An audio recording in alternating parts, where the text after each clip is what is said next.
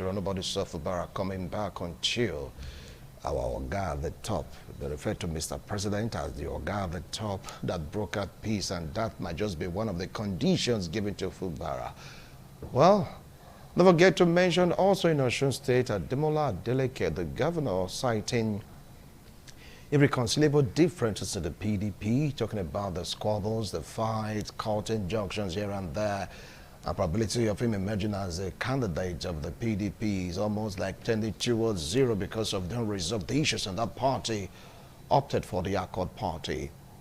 They said the reason why he chose to do that was because he was rejected from, was it last year or thereabouts, to become a member of the APC, so it maybe, just maybe, he looked for a better option.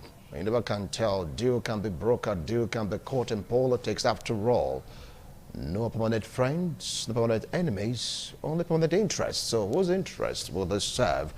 And we'll take a look at it because 2027 is gradually approaching. Before I know it again, in a few days' time, not up to 4 weeks, yes, we enter to a new year.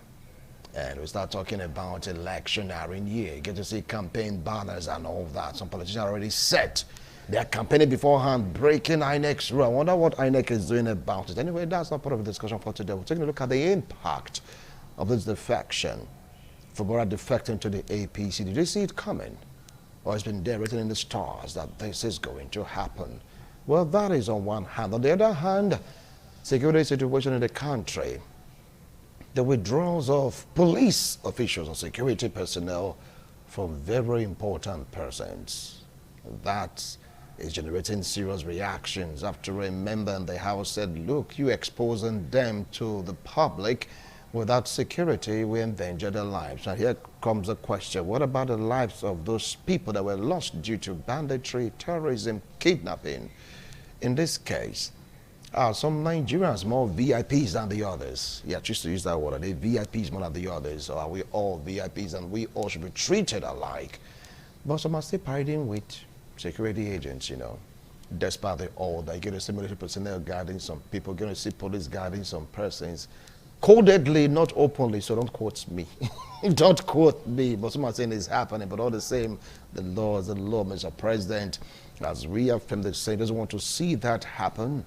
They have to go there, solve the security situation we are facing right now in the country. So what do you feel about it, exposing our lawmakers? Or is it high time we started employing private security personnel? Yes, in South Africa, they have private outfit that handle security matter. These guys are well trained, you know, armed to the teeth, protecting their, you know, their personalities, protecting that which is most important to them. Of course, they get paid. Yes, you have to pay them.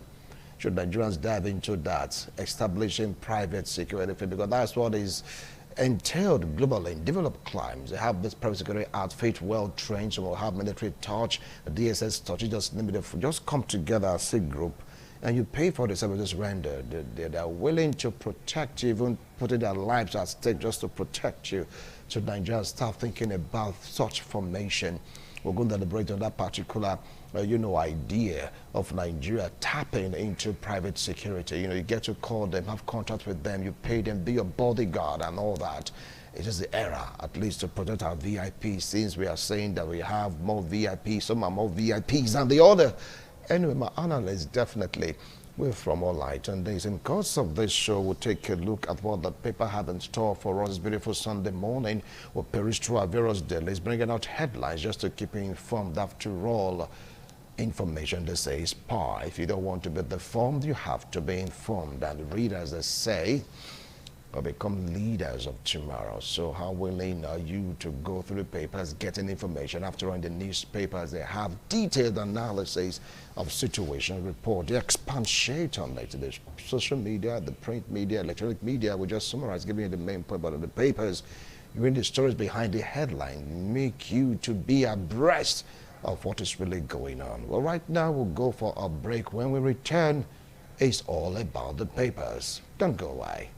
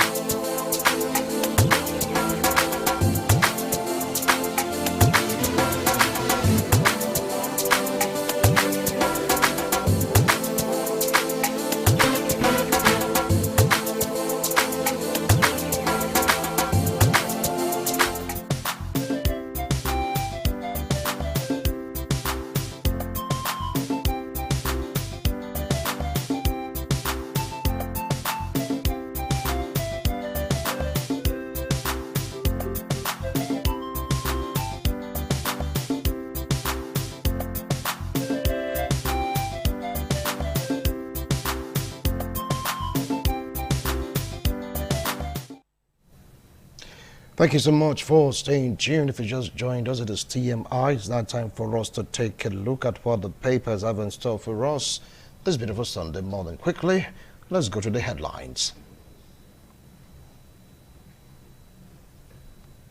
Sunday Sun. On the Sunday Sun, we have these screamers. Sunday Sun. PDP NWC visits Obasanjo, vows party will unseat APC in 2027. Inside the Kogo Sea, warm, cold springs and mystery trees. Missionary absent as APC elects Oyebamiji governorship candidate in Osun. Right, moving on, calls for leaders probe spark debate. This is all about insecurity on pages 18 and 19. Probing past present government officials won't stop terrorism, says Tanko Yakasia. Government should act on available information, says the Joe leaders. Probe panel will be a waste of taxpayers' money, says Olaleko Joe. How new tax law will benefit Nigerian workers, says FG. 1/3 of workforce to be exempted. Becoming Momiwa was my turning point. This by Kemi Ikusedon. No Momiwa. Yeah. All right. Moving on to the next paper. This day. On this day, we have these headlines. Oyodele, businesses eligible to claim 3.4 trillion naira input VAT credits under Nigeria's new tax laws. Says new tax reform, most crucial development in Nigeria since pension reforms. Okay, we have this one here. Falala, presidential prerogative of mercy cannot override judicial process. EFCC, Malami didn't meet 5 bail conditions granted him on November 28. Relocation of ex-AGF's bail is political, not law enforcement, ADC insists. U.S., Nigeria close to reaching strategic security agreement on terrorism, says Congressman Moore. All right, 58 hearty cheers to who you want to find out. Jogo, pick a copy of this day. Moving on to the next paper.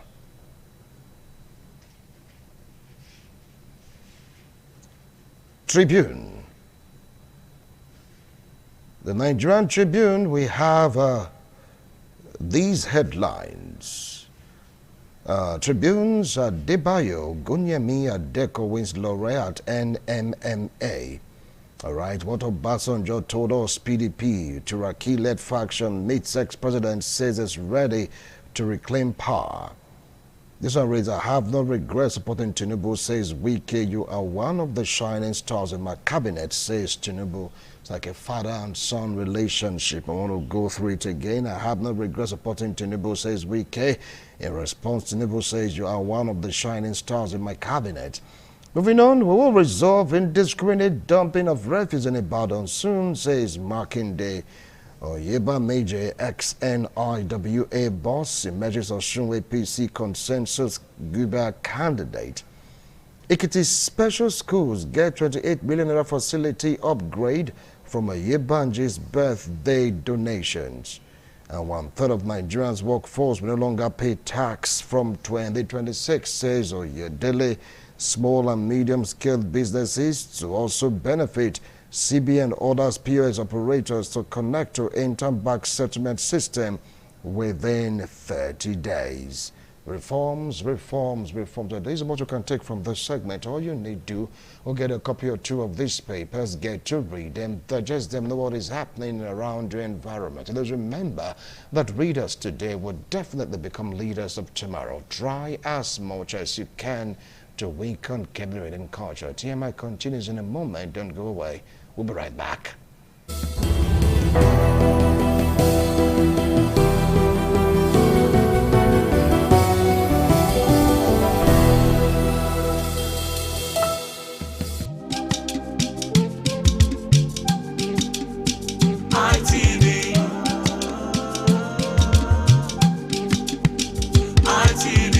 ITV, certainly the best.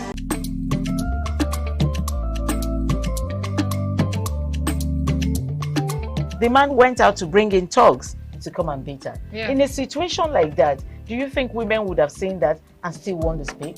Really, we're talking That's about what I said. So that's- when they bullied her, Yeah. now, if she's not bold enough, she will shut up. What is your advice for girls out there that are so desperate to be married? We women, we have to be really intentional about our parenting. If you know a child is being abused, or you see signs, a bruise or a child, it has to be investigated. people barely even breathe when they are going for a shrebi and something. Party. You have to be They can't smart. sit If down. you see where they are dressing them up and dragging on both sides, you cannot breathe. That's what And these happens. women will stay in those events for hours just to keep up with that beauty trend. Is that healthy? That's not healthy. I am Patricia Uremu Gabriels, and we're reaching you live from our Lagos Network studio. Of course, Women in Conversation is a program designed for women to discuss about themselves.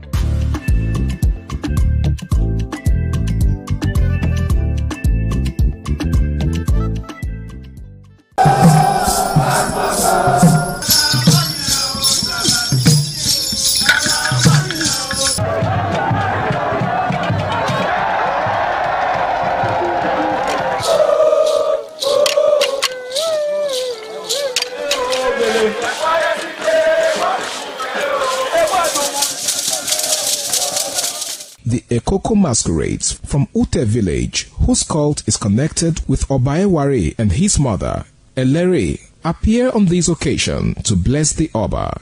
Ekoko is a ritual masquerade that dances to please the guests and the Oba.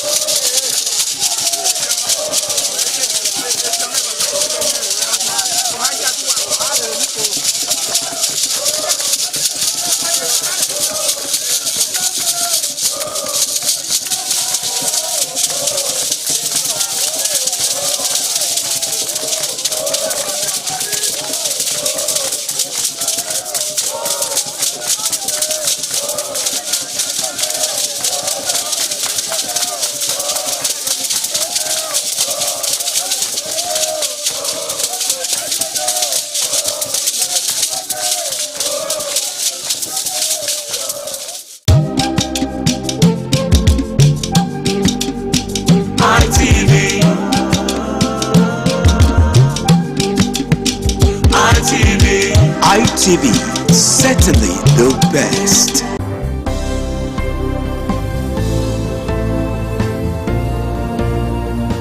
Thank you very much for joining us on the program Healthy Living. What is the kidney? The kidney is an excretory organ in the body, which is for metabolism. Tuberculosis affects many organs in the body, but the common ones it usually affects is the lungs. Epilepsy is a neurological problem.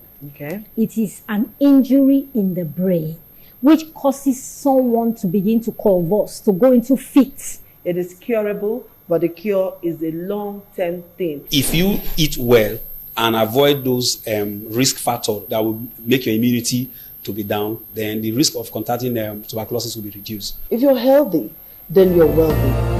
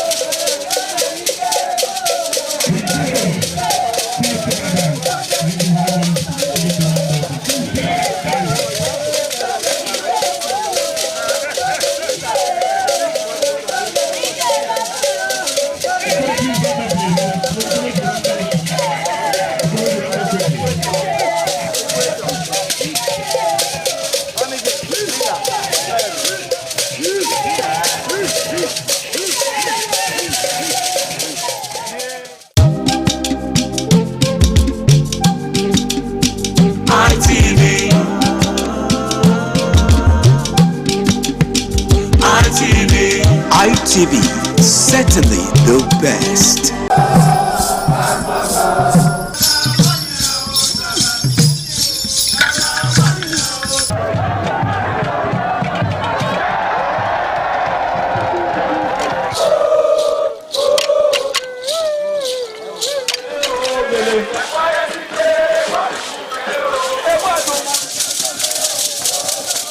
The Ekoko masquerades from Ute village, whose cult is connected with Obaeware and his mother, Elere, appear on this occasion to bless the Oba.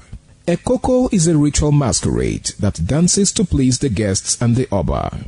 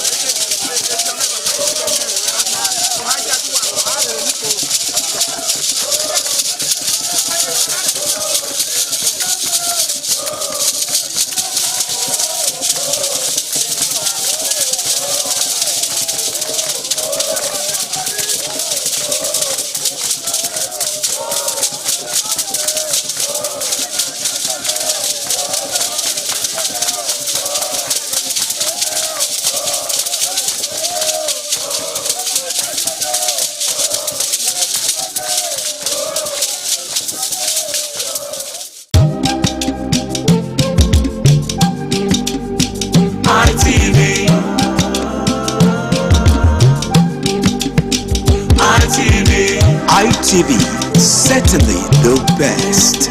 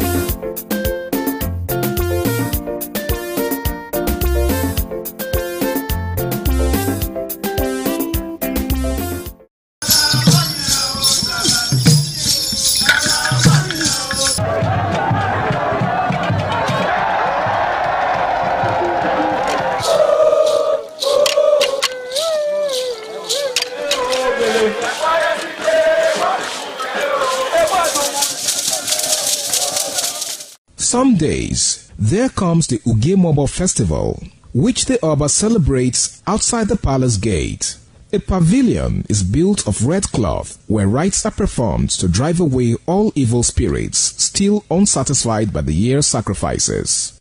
The Emobo Festival is to commemorate an event in Benin history which dates back to 1504 AD.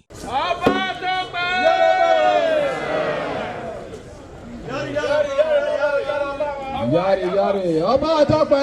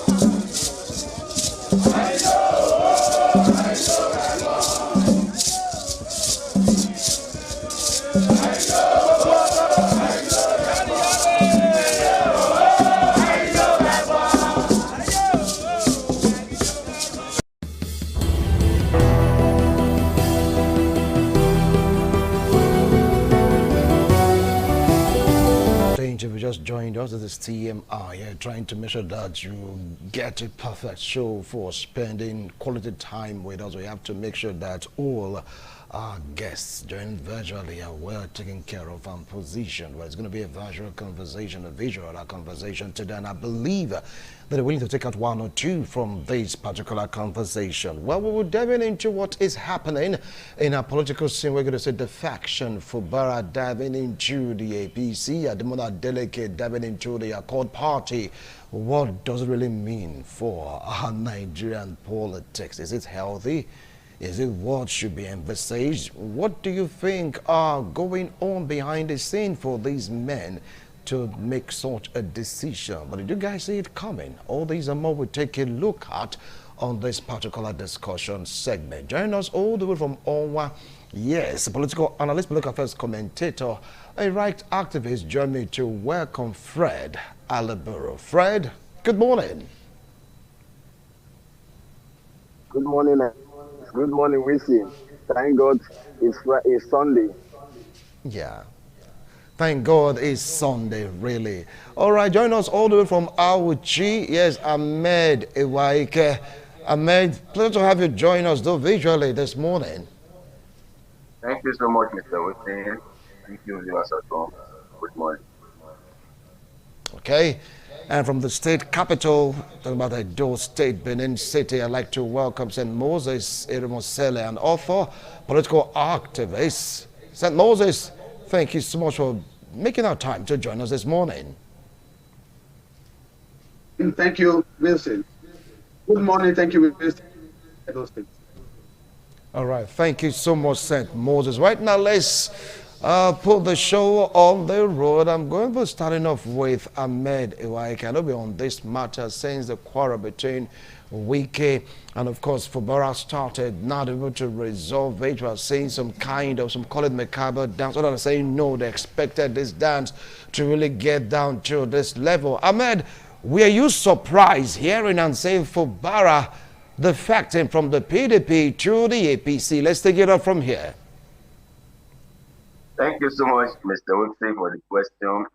I am not surprised that Fubara defected from the People's Democratic Party to the All Progressive Congress because during that course of 6 months emergency rule, police suspension, there were different form of agreements that were going on the ground, and before the suspension was lifted, and I believe all these were part of agreement that was good, for him to settle the dust, and we see. So when he resumed back, you could discover that when he resumed back, he's the president anywhere, or the successors for making him to resume back, and then you know definitely that he's already wanting a dining with the president of the country.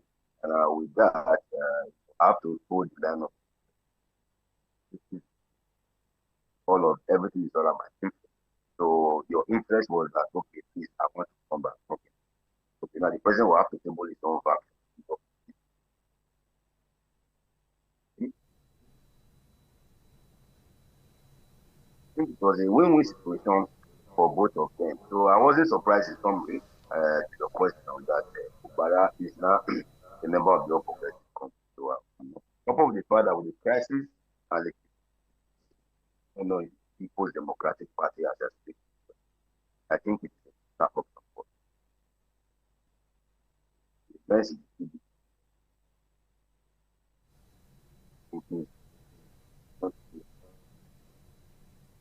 the vice president at I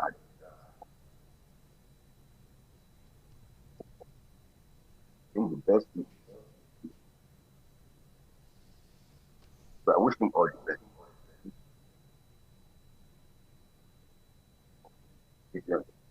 Before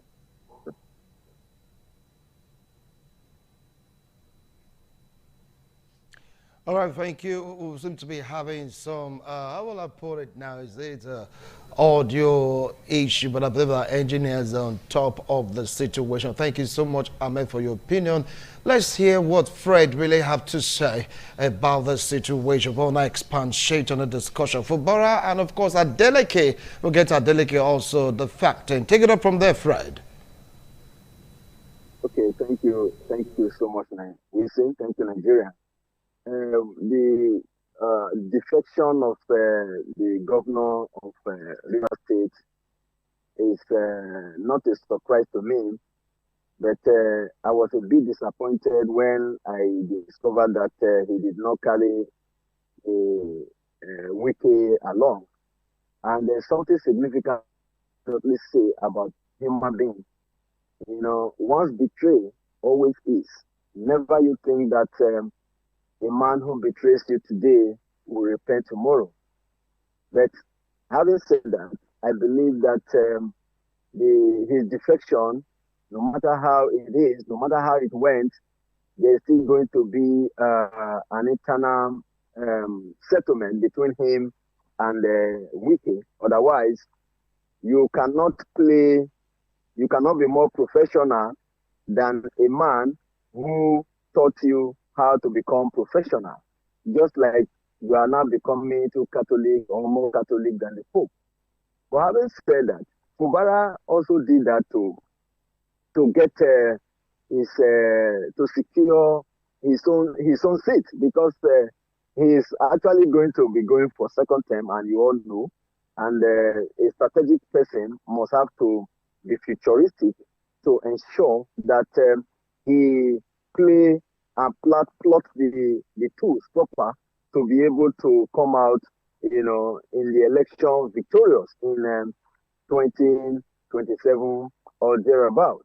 But on the issue of Adeleke, well, I am not from the West, but I know that Adeleke is a people's man.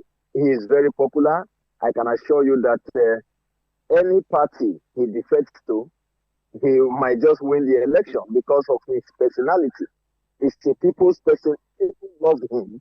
And I can assure you, he may also have a victory during the poll. Then on the issue, let me come back to the Rivers matter again. My advice to Fubara is to quickly as possible to meet Wike. Because you see, what I always say to people is that there are gatekeepers in the kingdom of men, in the world of men. There are gatekeepers. And when you ignore the gatekeepers, you will definitely find it difficult to enter the gate. You may just, but you can also be easily crushed out of the gate. So Wike is somebody you cannot ignore. Some people may be saying right now that, Wike is finished, Wike is finished. No, don't say that. There are people who are very, very strategic. They are born strategists and they are trained strategic, and experience has made them to be more strategic in the whole of political system.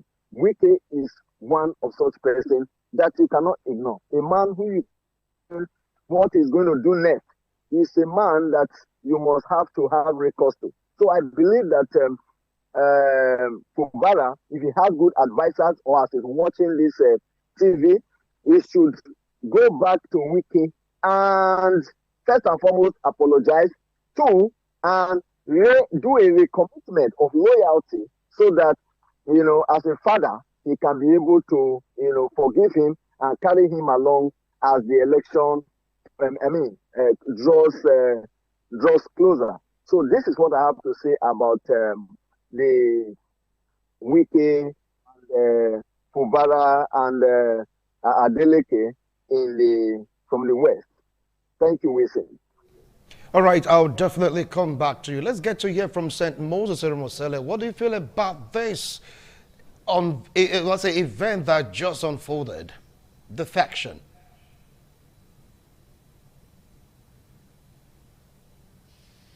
Defection is essentially about power alignment. And Fubara is not the issue here. The issue is about Fubara taking decisions about his political life. What happened in Rivers State is essentially what I would call power realignment. It's not about principles. It's not about ideology. It's not about, it's just about survival. And I would not blame Fubara because politics is about survival, it's about power, how to get power, how to use power. So what I would expect of Fubara is what he does with power, and not what he does with the diplomacy that's associated with power. The last speaker just spoke about he aligning with Wike or not. And for me, that is completely inconsequential. He knows what he wants. He knows the consequences of every action he takes or does not take, but that's left for him. But my concern is about Nigeria. In the future, we need to evolve a system where there will not need to be defection of people. People need to stay where they are. For today, it's understandable that there must be defection because we need to survive. If there was a functional law, a law that's implementable that prevents defection of people who hold offices. I know there's a written document that is, but it's not effective at the moment. If we can strengthen that law to punish the defection of political office holder, we will evolve a system that will produce ideology in political parties. At that time, parties will be known for X, Y, Z. For what happened in Rivers State exposes deep cracks within the political structures, not a sudden ideological shift. Governors now, what moved in Rivers State was actually the structure. It's about 2027, and it obviously would help the president in 2027 because when a governor defects, it is not just a signature that defects, it's the structure that defects, it's the people that move, it's an electoral map that changes. And so for 2027, it's a plus for the president, and whether for democracy, I cannot say, but for the president, it's a very big plus. And for Rivers State, it may be a new shift in the political map because for now, Fubara is now going to be effectively in charge of the state until Wike moves to join him. Thank you. Much Moses. Well, you said Fubara is definitely in charge, but there seems to be some skirmishes, some unsatisfied persons in Rivers State saying the way Fubara did it is not the way it should have done it. Vis-a-vis Wike's capping quote right now wasn't carried along. There was a warning from the Speaker of the House of Assembly in Rivers State saying Fubara is constituting or trying to brew yet another trouble. Ahmed, what do you have to say about this?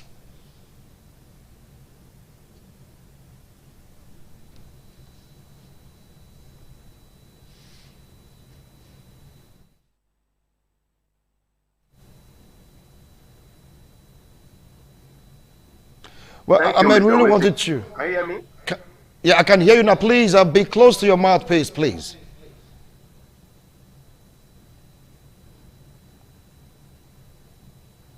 Am I being heard?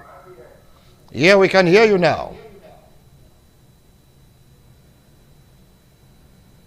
So please go ahead.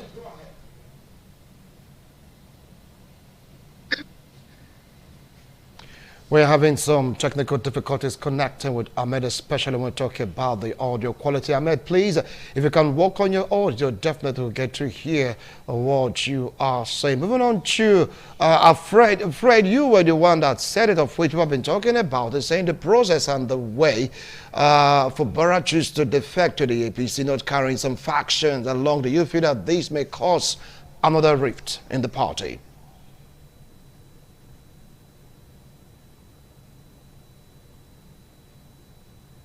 My father told me that when fire burns it, in future, when he see ashes, he will be very careful.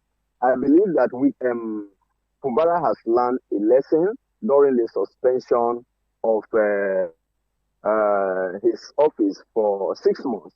And I believe that whatever law he might have committed right now, he will be willing quickly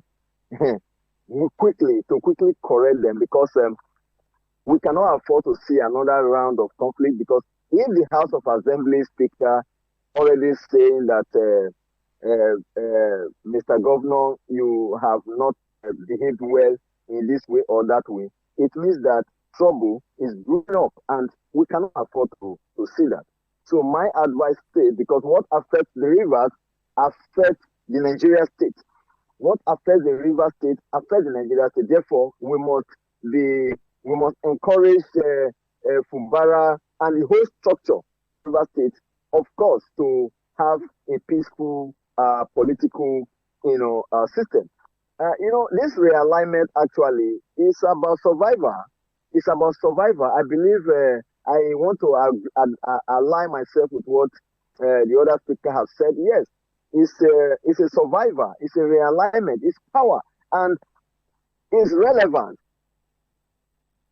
But this day, the Nigeria state is the most important thing. What does this, defection, what does this, movement, what does it change in the lives of our people? What does it change? What is it going to change? Is it about self or about the people? I think it should be more about the people. And if it's more about the people, it means that everybody needs to be carried along in the whole of this process, and not just using one mechanism system and just move and think that things go smoothly that way. No, it doesn't work like that. There has to be a total, realignment. Everybody has to be carried along. And the people of Rivers State must benefit from every political change, every political realignment. It has to be about the people. It's about the people, because Fubara did not just bring him there. The people brought him to that seat. And the people must have, a better life in anything that concerns policy changes, realignment, defection, whatever you call it. It must affect the people positively, and not to become, another round of crisis or threat to the people of Rivers State. So I believe that the people is also watching, and he wouldn't want to Rivers State to be on crisis. I would appeal to, I'm repeatedly saying this, whether we like it or not, Fubara is the driver of Rivers State. And as a driver, when you discover that the system in your vehicle is not aligning, that you quickly, either you stop and check what is going on, call the necessary persons who are professional to advise you before you can continue piloting that vehicle. And that's the only way you can reach a good destination. This is what I have to say for now until I come back again, sir. Thank you.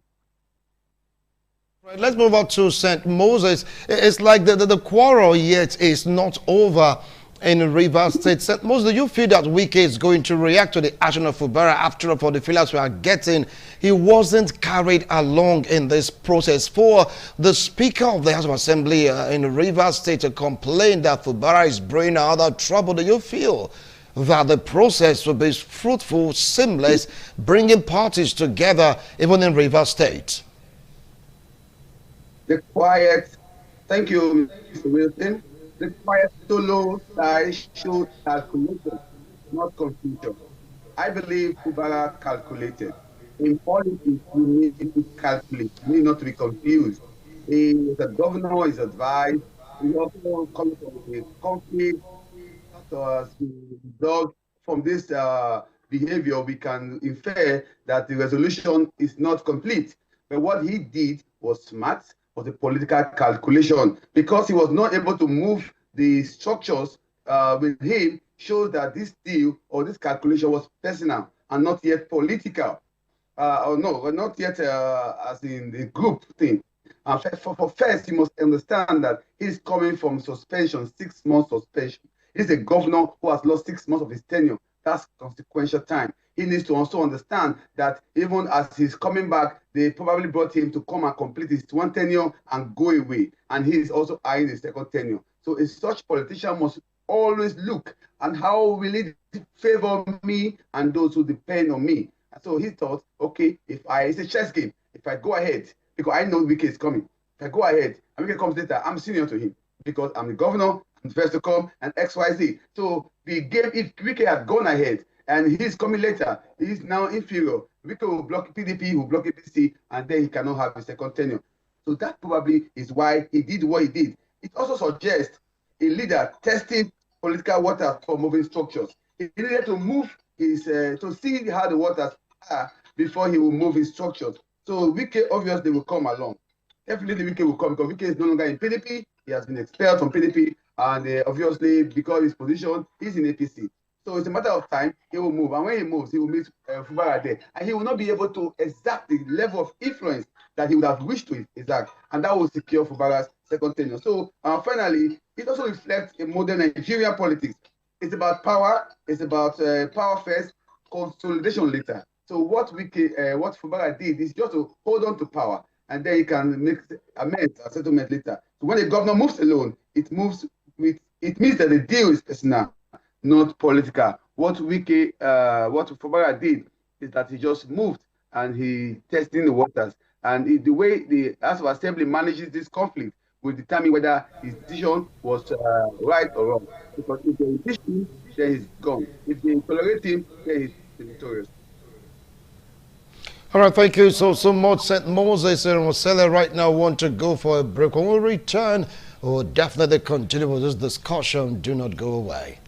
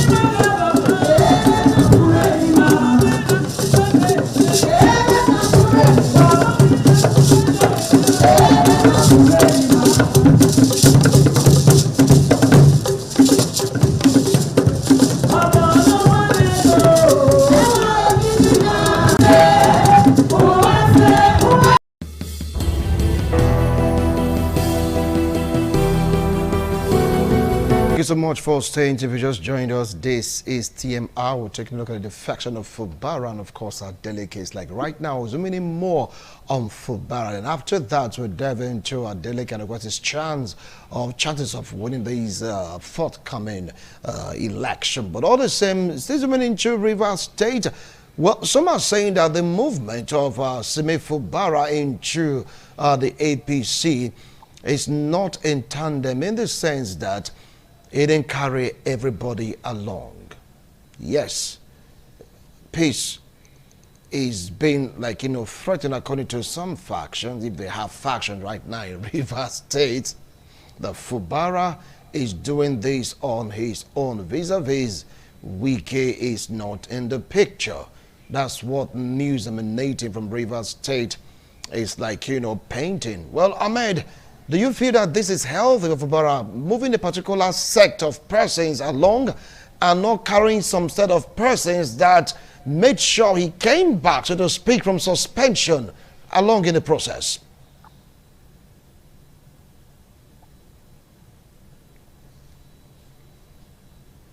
Ahmed, can you hear me?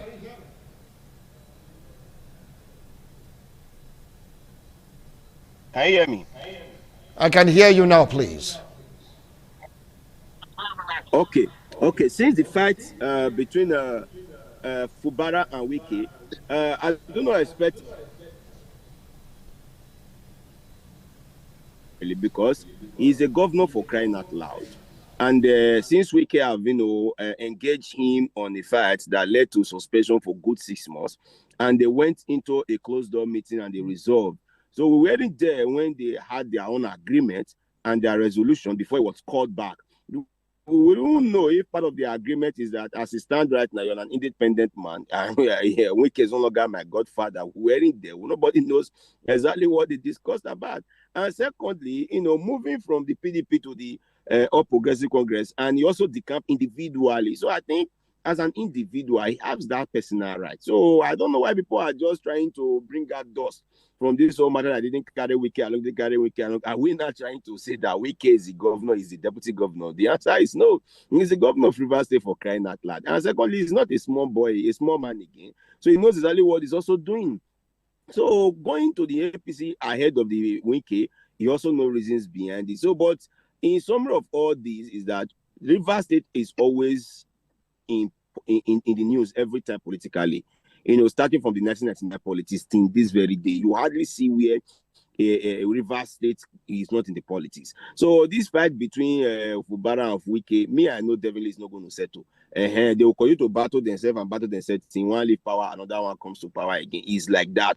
So the fight will continue to continue. We'll continue to be listening to them, continue to be watching them. The only thing we'll just do is that we're just spectators and we're just enjoying the game. But saying for not carrying Wike along, he does not have any right to carry Wike along as far as concerned.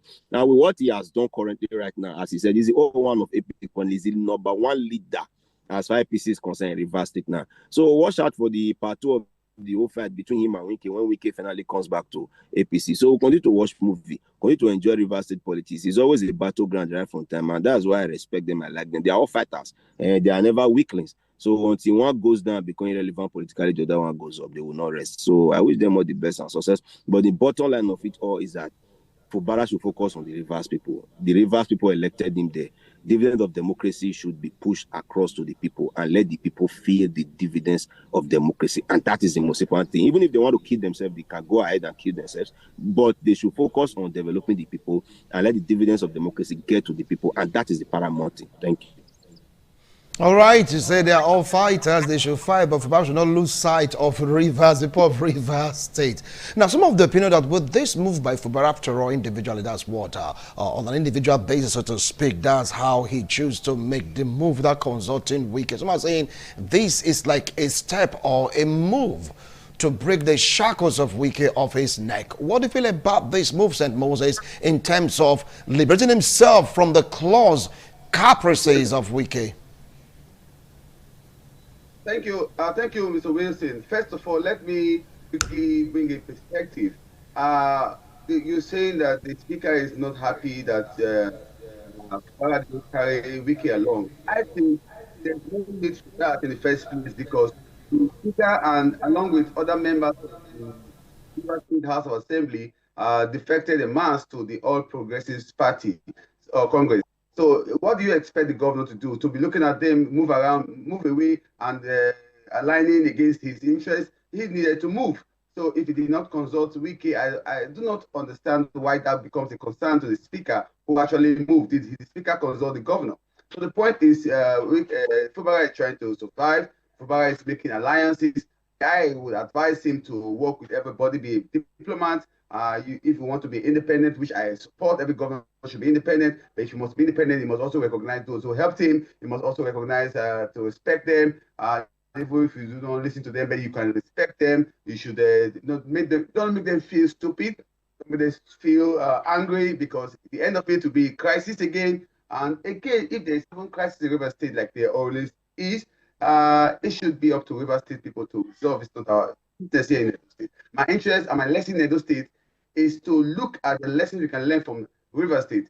Let the government here work together with those who put them in power and let them all the time ensure that there is peace, there is harmony, and there is equal distribution of the welfare to those who, especially to those who put them there, and for the whole generality of the public. By that, nobody will be able to upset you, nobody will be able to upstage you, and nobody will be able to mess you around.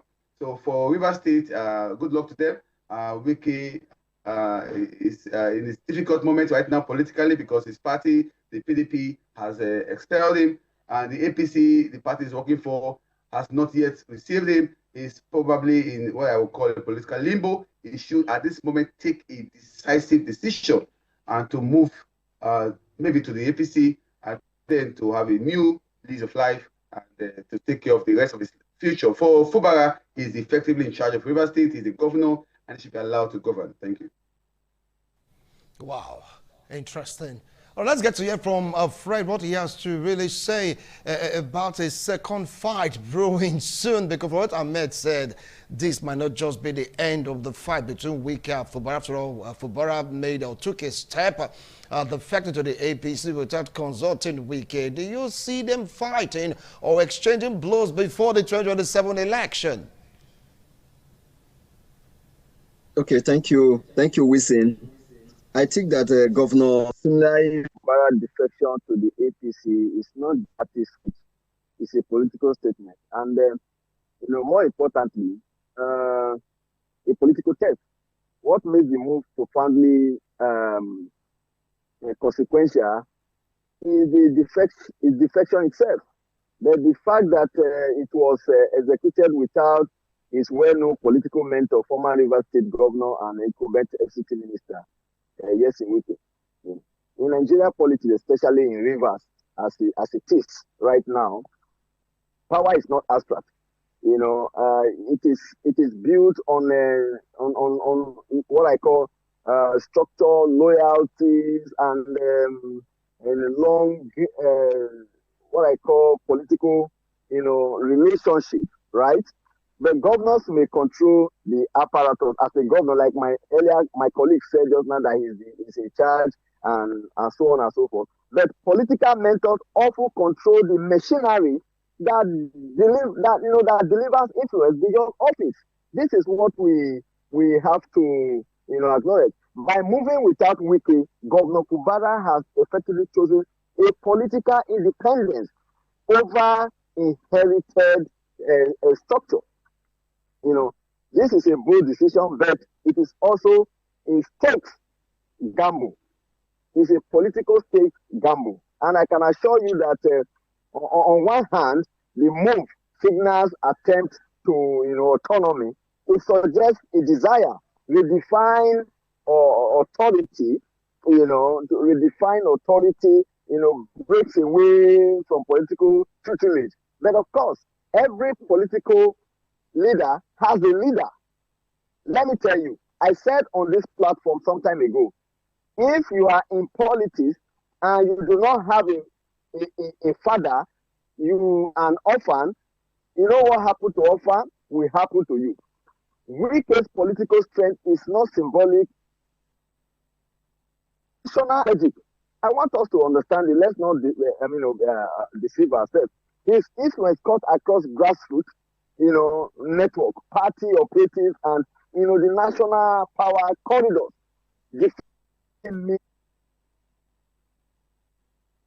Build a new political engine, what I call engine, while still driving the vehicle of governance. So more critically, this move introduces political fragmentation. And loyalists are forced to choose sides. Structures become uncertain, and governance risk being overshadowed by internal power context. In politics, when authority is contested, focus is divided from what I call development survivor. I don't know if you are following me. There's also the issue of perception. Nigeria politics is valued loyalty and continuity. Fair or not, some observers may interpret this move as a rupture rather than a reform. An ambition-driven realignment rather than an ideological transition. Perception in politics often travels faster, than a beam of light. As 2027 approaches, for example, the implications become more sharper. Without a united structure, and without his political mentor, Governor Fubara's bargaining power within the national alignment becomes limited. He risks being, he risks being, relegated. Let me put it that way. He risks being relegated. In conclusion, let me just quickly conclude. Governor Fubara's defection without political mentor is neither entirely reckless nor entirely revolutionary. It is a defining political moment. It is his success will depend on his ability to rapidly build inclusive structures, neutralize internal resistance, and deliver visible governance outcomes to justify the risk he has taken. The people of Rivers State should be the beneficiary, because a grant for a new fighting will actually impede development in Rivers State. Advice to him, and this is my comment, and I believe that he's hearing us. Governor Fubara's defection is bold, but without his political mentor, it's a gamble against structure in Nigeria politics, independent, admirable, but in structure, decide survivor. This is where we are. Thank you, sir. Thank you. Thank you so much, because all that really started all these particular issues all about structure. Wike said, look, you can't tamper with my structure, and it has this connection to the center. Someone saying use the center connection to suspend Fubara. Right now, Fubara had to, recommend, well, I say, how will I put it now, fix that particular weakness by joining the center. Someone saying this is the end of Wike's hold over Fubara. What do you feel about this? Right now, I want to go for a break. We'll return.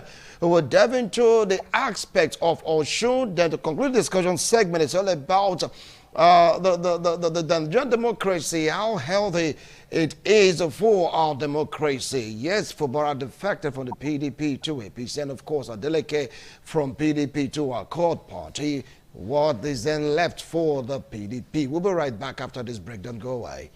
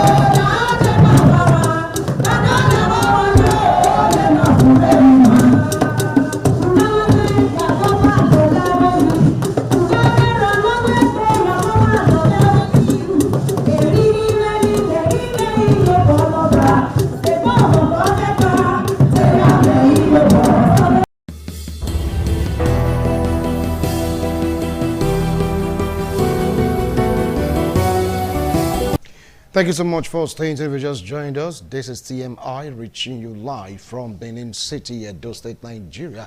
On the discussion segment, it's all about the defection of Fubara and, of course, Adeleke from their party to new party. So, look, if it's healthy for Nigerian democracy. Well, we'll drop so much on River State. Fubara's move. Some are saying it's liberation of Fubara, that Wike will not have this hold over him anymore. That was the advantage of Wike over him. Right now, he has leveled the playing field. Some are saying this might just be another round of bout. This might just be another round of fight. Anyway, let's leave it at that. Then now jump into what is happening in Osun State, where Demola Adeleke, the governor of Osun State, the camp from the PDP to the Accord Party. Some are saying they were like think it was going to be to the APC, but somehow things didn't work out too well for him and of course the APC. So he opted for another party, which is the Accord Party. But somehow also of the view that he might have struck a deal with Mr. President. Anyway, let my analysts have at it. Now the movement of Adeleke to Accord Party instead of the APC, did it come to you as a surprise?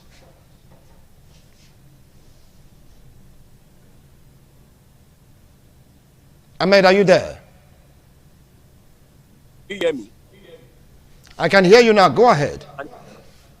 Okay. I said it didn't come to me as a surprise because of the fact that the crisis currently right now, every smart politician needs to be very, very wary of it. Because if you remember the case of the Zamfara State, when the then Adams Oshiomhole was the national chairman of the All Progressive Congress with the then Governor Yari, as at that time, that led to the crisis that they were having within themselves. And then they made the whole of APC lost their old seats, even after winning. And the second party who won the second seat, who was the second in the game, all of them later took over the power. So with the crisis in PDP right now, a wise position have no business to do with PDP ordinarily, because you just have to leave, because we don't know the aftermath of how it's going to turn up.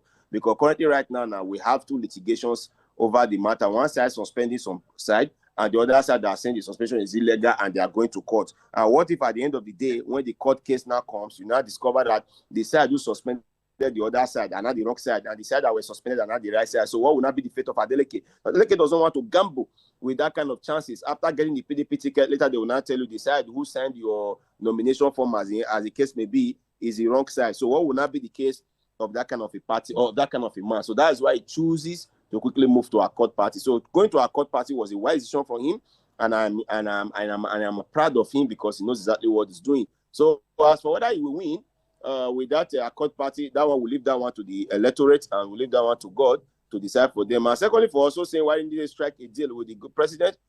Only God knows why he refused to strike a deal with the president. You never can tell. He probably, the president was also the one who advised him to go to Accord Party. Let him come and look as if we're running one party system. So that we will also have some kind of people that are seen another party.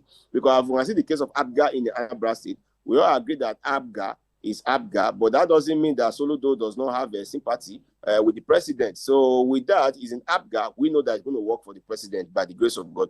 Similarly, we never can tell. Adeleke may be in a Accord, and at the end of the day, he may also work for the president in 2027. So going to Accord was a wise decision, my brother, so that I will not come and look as if we will not have a one-party system. Me as an APC stalwart, I will not be happy with that when people will not be saying that we have spoiled the whole country for them because everybody is not running 1%. No, let there also be an opposition. That one will also make the APC, sit upright. If there's no opposition, everybody is just going one direction. It's not a good thing. As far as I'm concerned, I won't support that kind of case. So I'm in support of him going for the Accord Party, and it's going to be a good decision for him. But the outcome, we'll leave that to the electorate to decide at the end of the day. Thank you. All right, thank you so much. Let's get to hear from St. Moses. What do you feel about this move? Some of the opinion that he should have pitched tent with the APC other than the Accord Party. As we speak right now, APC defeated a candidate through unanimous decision. Moses, over to you. First of all, Adeleke defected to his old party. Accord Party was the party that he was in 2018 before he came to the PDP and wanted to become a governor. So first of all, again, he had issues with the PDP in the national. PDP is a confused platform right now because we do not know which side is controlling the party, and that poses a risk factor for him. Even if he wins the election, it may be upturned because they will not be sure who signed what. So moving to Accord Party was a smart decision. Not going to the APC was also a smart decision at this time because the APC already had candidates, and they are very, very serious, and they are very committed to take over Osun State. So going to the APC, he would not have gotten the ticket. So it was all about survivor, and he wanted to test the waters. It's likely he may lose the election to the APC. He may just gamble and win the election and retain. Then he will also move to the APC because obviously he will still need to survive. In the Nigeria of today, it's a system that tries on a political survivor because at the moment the laws are not strong enough to protect your ideologies. So if you genuinely have interest to help your people, you need first to survive. If you are not existing, you will not be able to help your people. So that's one reason why people defect from one party to the other because they want to have a chance to be able to do what is on their mind, whether positive or negative or even neutral.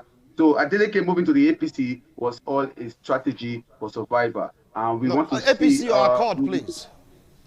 Sorry, from the PDP to the Accord party was all about survival, because he has calculated that in the PDP he has no chance, in the APC he has no chance, but in the Accord party where he came from before, he has some chance. So he just wants to gamble, and it may pay off, it may not, it may be a costly gamble, but whatever it is, he has taken a calculation, and sometimes he wins, sometimes he loses.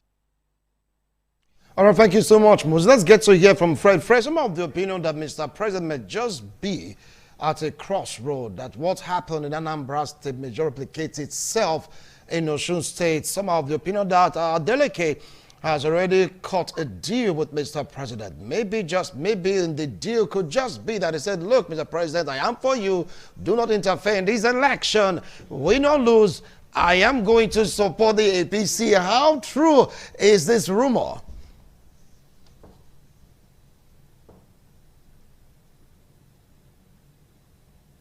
Fred, can you hear me?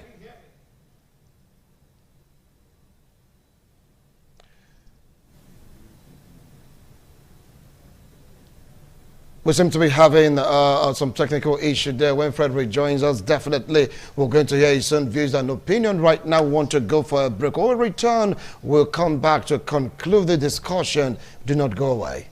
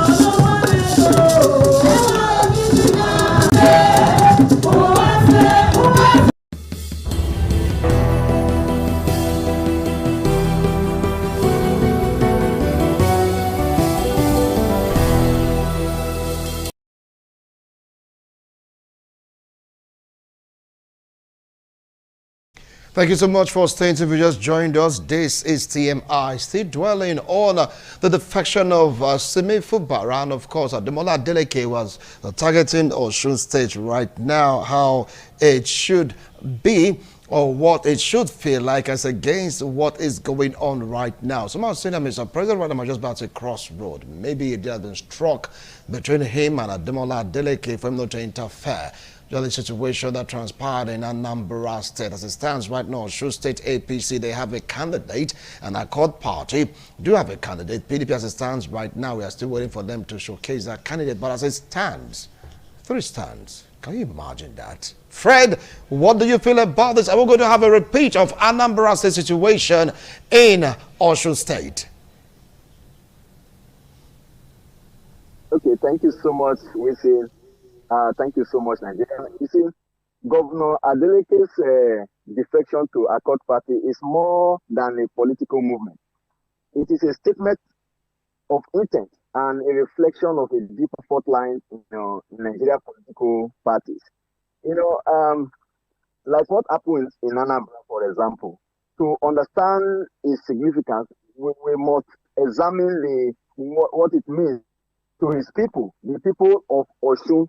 And we must take it up from there, and this defection does not immediately change governance, but it reshapes political expectation, The citizens elected a governor, not a Tinubu. For roads will be built, salaries will be paid, so on and so forth, By moving to a smaller party, I mean Governor Adeleke, by moving to a smaller party, Accord Party, the Governor Adeleke gains political freedom, for example, because of maybe internal crisis from our party, but potentially loses national bargaining power. That's what I see, and smaller party independence, but, they often lack institutional reach. The needed negotiated effectively, with the federal center. It is difficult. But for the people he represents, this creates a critical question. Will this new alignment strengthen governance or limit access to federal influence? On the election aspect of it, it's also very important. Ultimately, citizens will judge the move by results, not theory.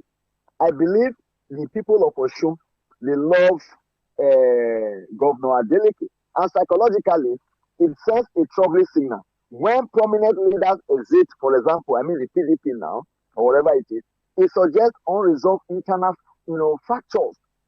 Politically, it weakens the PDP's posture ahead of 2027 election, even in state election, making it appear less united, less attractive, and less competitive. Defection of this nature often triggers a ripple effect.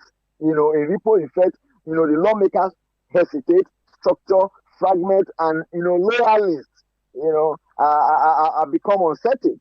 So, but beyond party politics, Adeleke move reflects a broader national issue. Crisis of ideology in Nigeria politics.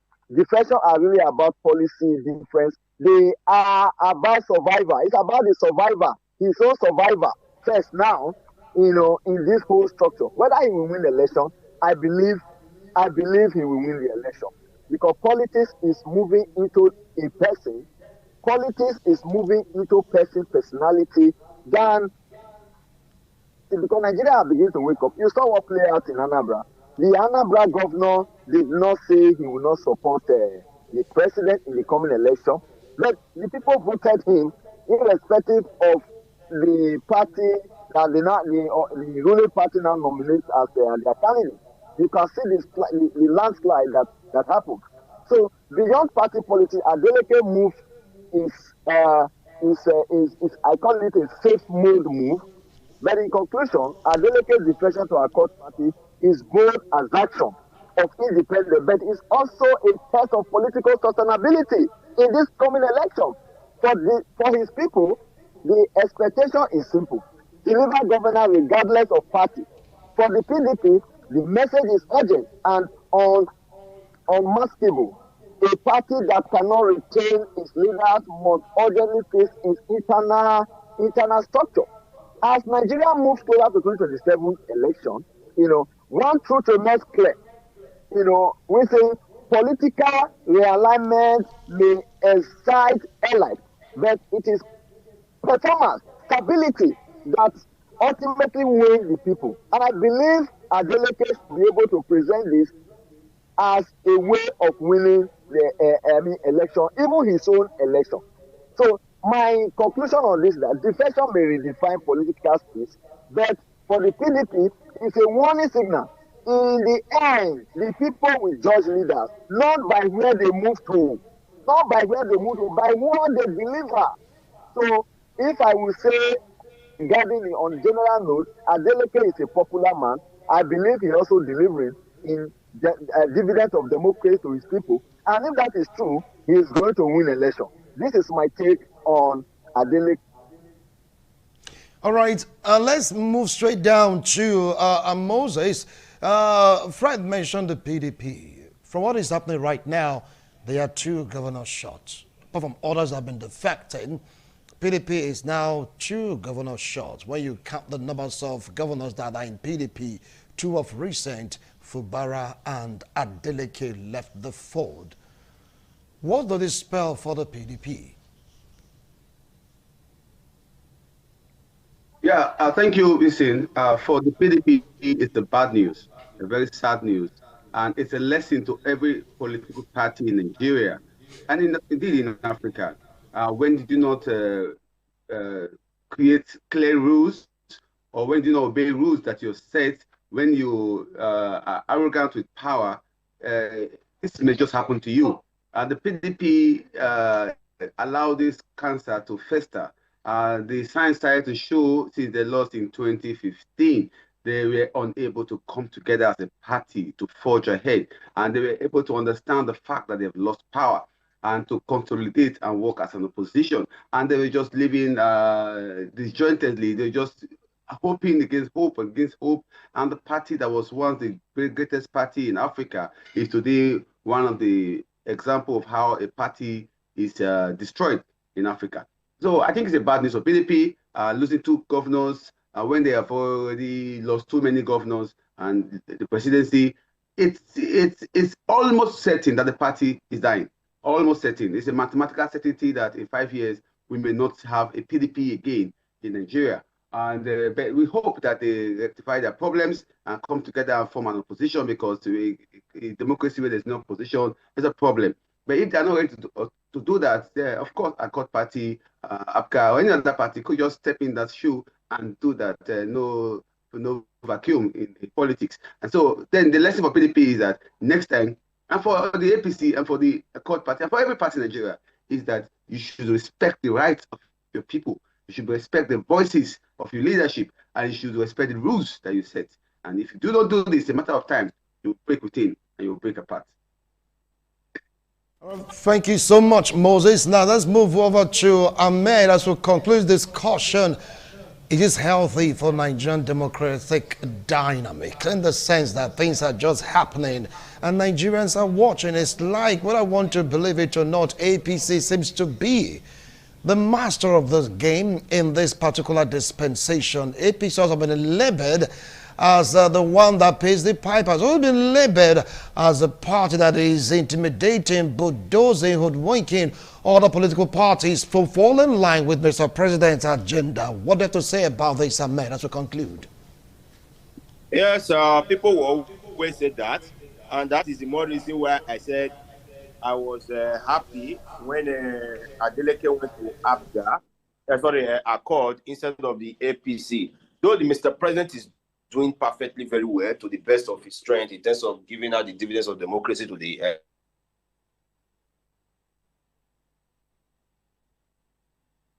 Nigerians. But again, people will not want to see that way. They want to think that the president is coercing them to come and become of the All Progressive Congress, as the case may be. So that's why when Adeleke chooses the other option, so I was kind of having a little bit of relief, because me, myself, I don't want it to be like as if we have the one-party system, not at all. I want it to be that, yeah, we should have an opposition, even a vibrant opposition that can put the APC to their toes. So as it stands right now,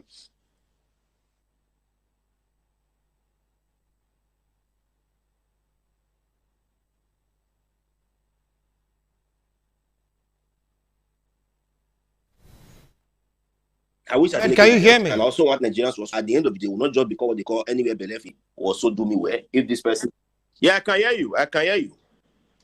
You have to adjust your mouth, please. I can barely hear you. Wow. Can you hear me now clearly? Better now.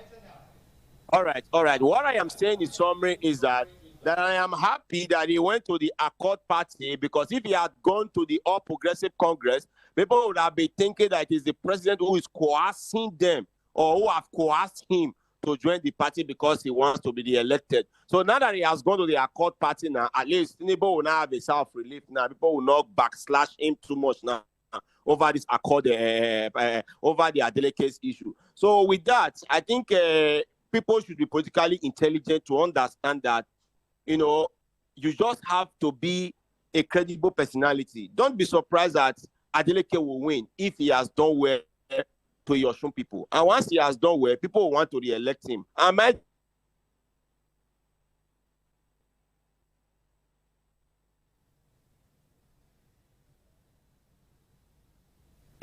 president will not interfere like as the Congress. No. Because even me as an progressive Congress, it's not a good thing. We need an opposition. That opposition is what will put the APC to toe. So that with that, APC themselves will also know where their error is. Even of us are towing one line. Who is there to tell us the truth? Nobody. But it's the opposition that will tell us the truth. And that's why I'm encouraging opposition, so that we'll have opposition in the country, so that we'll have people to tell us the truth. So that one will put us to the toe. Thank you. Thank you so much. Ahmed, you said there must be opposition, and the APC is not going to interfere with the Osun State election. Someone saying, well, let's see how all this will pan out. After all, Adeleke is a popular man in Osun State, and of course, the APC candidate also is quite popular. Let's see how this will pan out. For Fubara, he made his move. He didn't tell his seeming godfather. And someone saying that didn't go that well with the camp of Wike. I keep on wondering, how come they have camps since they've settled? Because the Speaker of Riverside Assembly complained that Fubara is igniting another fire in Rivers State. This time around, Fubara is fighting in the House because he's now an APC member. Someone saying they canceled the power of Wike over him by being an APC member. That might just be the game changer. But how healthy is it for Nigerian political dynamics? That's a question people have been trying to find answers to. Until they get the answer, whether it's healthy or not, we keep on watching, keep on anticipating for the year 2027, where they will come out again to justify Nigerian votes to, for who rather would be sitting in that particular exalted position of the presidential seat. Is it going to be the APC or another party? Because it stands right now, PDP seems to be having serious issues. Two governors of recent years left the PDP. Some are saying more will follow suit. What do you think about it? Anyway, we'll take another break. When we return, it's all about the withdrawal of security personnel from the VIPs in Nigeria. Is it a good development? Do you think this really helped to fight the security challenges we are facing as a nation? Don't go away. We'll be right back.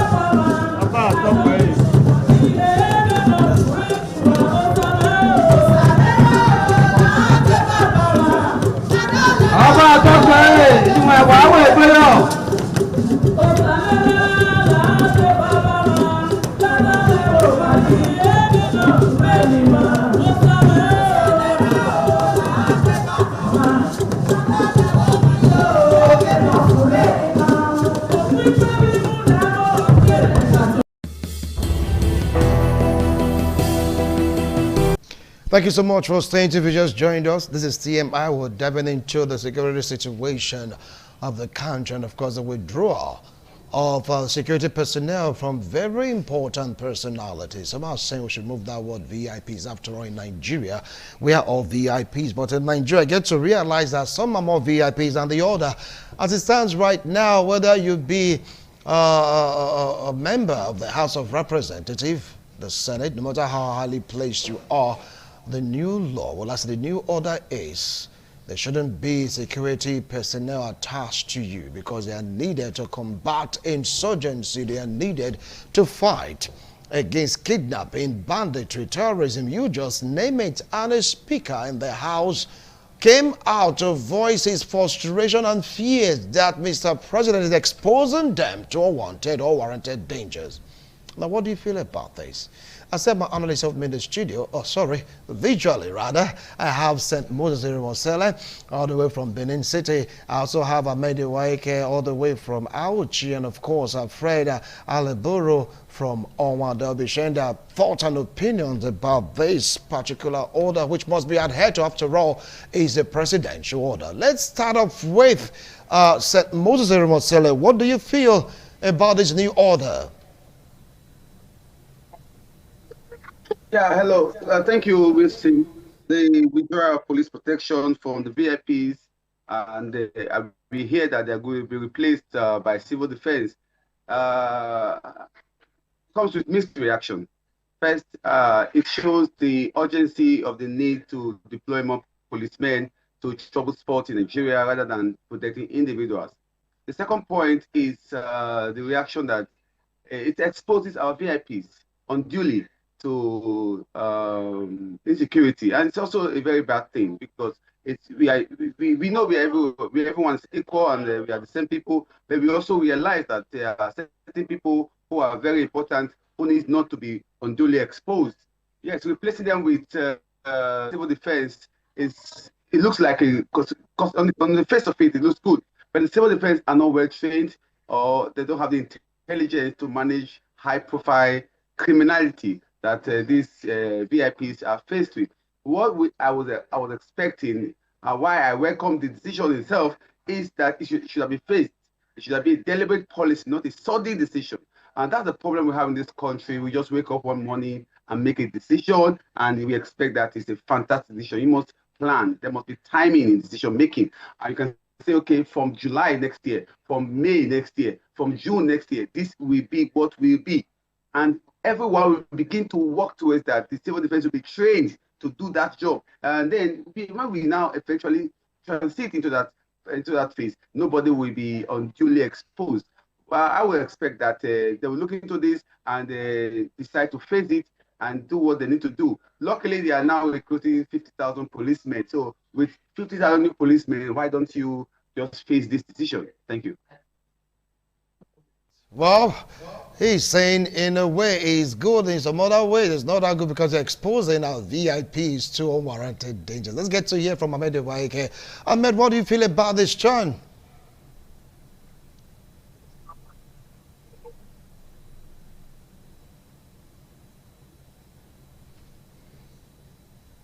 Ahmed, are you there? Yes, I'm with you. So what do you feel about this development? Yes, they say in the animal kingdom, all animals are equal, but some are more equal than the other. Yes, there are some persons that are actually VIPs because of the particular position that they are holding. But I'm just hearing from you now, from the first time that including these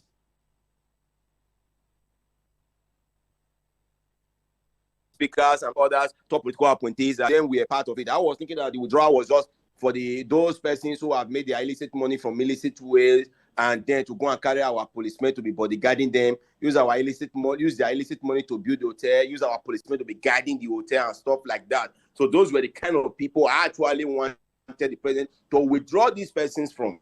Because at the end of the day, the real Nigerians who needed these people are there, and then because you got your money from the ill-gotten way, then you are using our own policemen, we are using our taxpayers' money to pay to be bodyguarding you from the illicit thing you have done. Because you have committed the crime, you now needed the protection, and then you are not using our policemen, or using our our taxpayers' money to pay. So those are the kind of people that was thinking the president would run. Never even include political officers, but as it stands, yes, some of these political officers actually needed protection, because some persons are just envious of them ordinarily just because, for example, he's a political appointee. You understand? So such people needed a political, they needed protection. But again, the workforce of our armed forces are too small compared to our population. How can we say we are close to above 200 million, and our workforce in summary, they are not even up to 5 million? All our armed forces, sum up together, I'm going to take this. I don't think they are up to 5 million nationwide. How can such numbers, guide and secure 200 million citizens? What do you expect from it? So there should be massive recruitment continuously. The 50,000 they just mentioned should be done as, in fact, within 3 months, it should be done with that 50,000. And another 9 months after changing those ones, you do another 50,000 again. Continuously like that. Now we have a lot of policemen to our communities, and so on and so forth. So this insecurity will be curbed. But withdrawing these people, yes, I support it 100%, but not from those who are holding a very high-ranking political offices. No, those ones should not be withdrawn. But others should be withdrawn from, especially those who have stolen money, done illicit things to get money, and are paying our amount, collecting our policemen to be guiding them. They should be 100% withdrawn from. Thank you. All right, now let's get to hear from Fred. Fred, do you share their views and opinions on withdrawal of policemen from VIPs?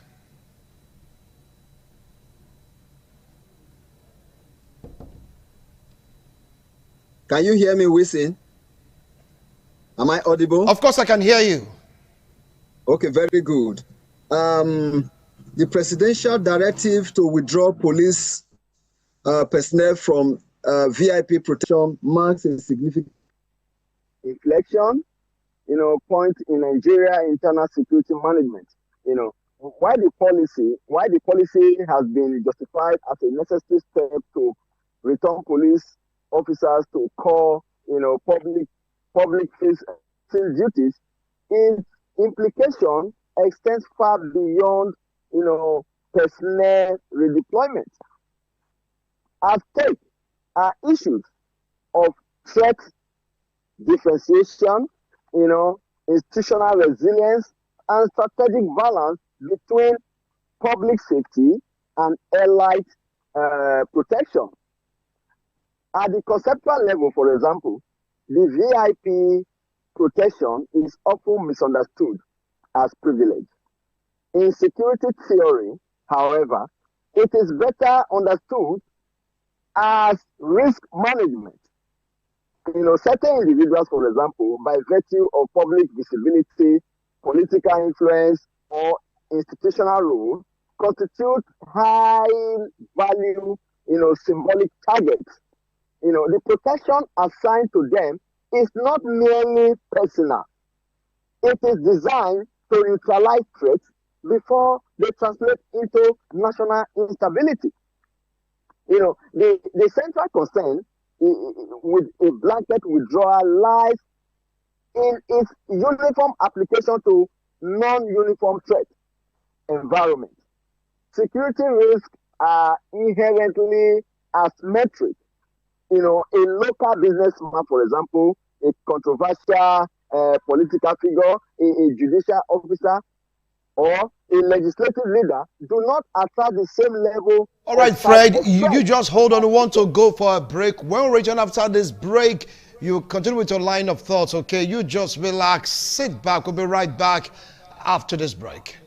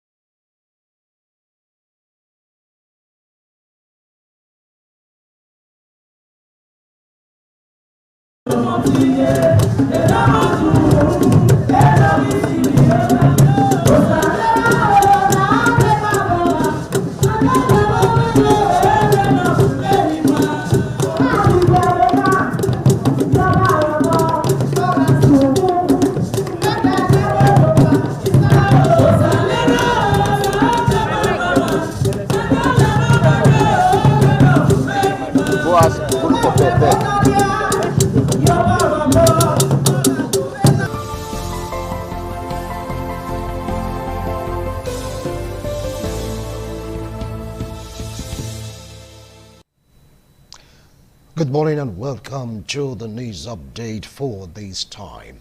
The former First Lady of Edo State, Mrs. Eki Igbenedion, has commended the Edo College Old Boys Association, ECOBA Abuja branch, for venturing into portfolio investment as a strategy to enhance the welfare of its members. She made this remark on Friday during the 2025 annual dinner of the association held in Abuja. Joseph Kadri reports that the event provided an avenue for members to wine, dine, and strengthen professional networks. Elegantly dressed members of the Edo College Old Boys Association Abuja branch, alongside their spouses, gathered for the 2025 annual dinner, which commenced with a photo session. The event was graced by the former First Lady of Edo State, Mrs. Eki Igbenedion, who represented her husband, the immediate past President General of the association and former Governor of Edo State, Chief Lucky Igbenedion, as the guest of honor. Following the rendition of the national anthem and the ECOBA anthem, the program featured goodwill messages, speeches, and presentation of awards to deserving members. Congratulations. God bless you. The Lord will continue to uplift you. In Jesus' name. The evening continued with the serving of sumptuous meals, complemented by assorted drinks.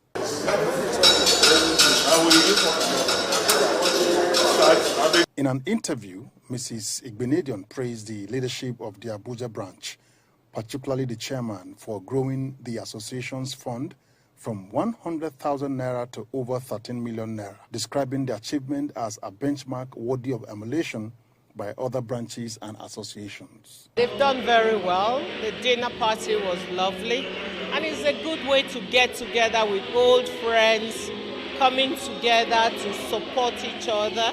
Done a lot. And as they have all said, everybody is interested in being part of it. So they'll continue to make their contributions towards the betterment of the alma mater. The branch chairman, in his remarks, calls on successive administrations to sustain and build on the achievement recorded, noting that his tenure will end in January 2026.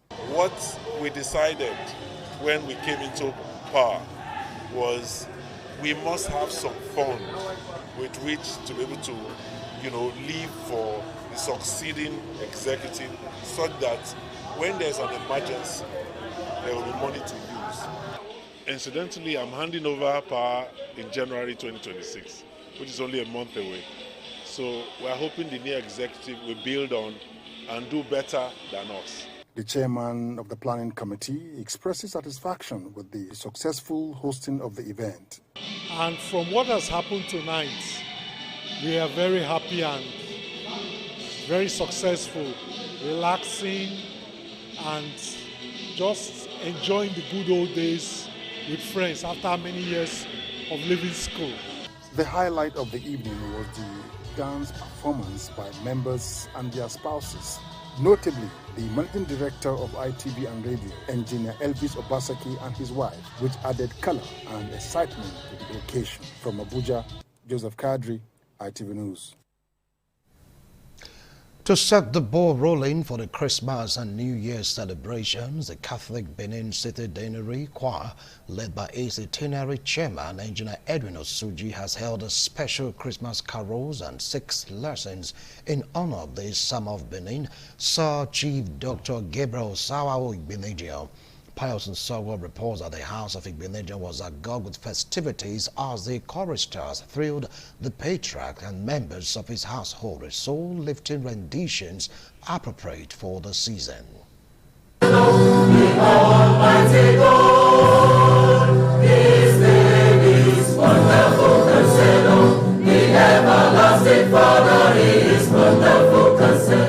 The songs were carefully selected and their performances were impressive. They sang about the coming of the Lord and how it brought comfort and peace to the world.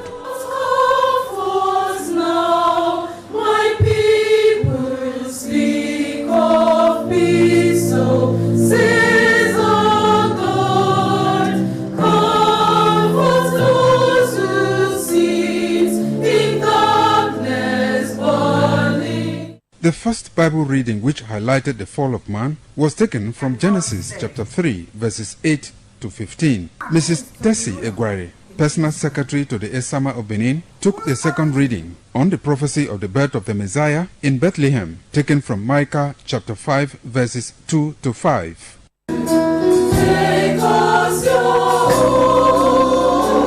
holy people. You, O Bethlehem, who are little among the clans of Judah, from you shall come forth one who is to be ruler in Israel. After the remaining lessons were shared, the chaplain, Reverend Father Cyprian Duru, delivered a homily emphasizing that Christmas embodies love, joy, and hope.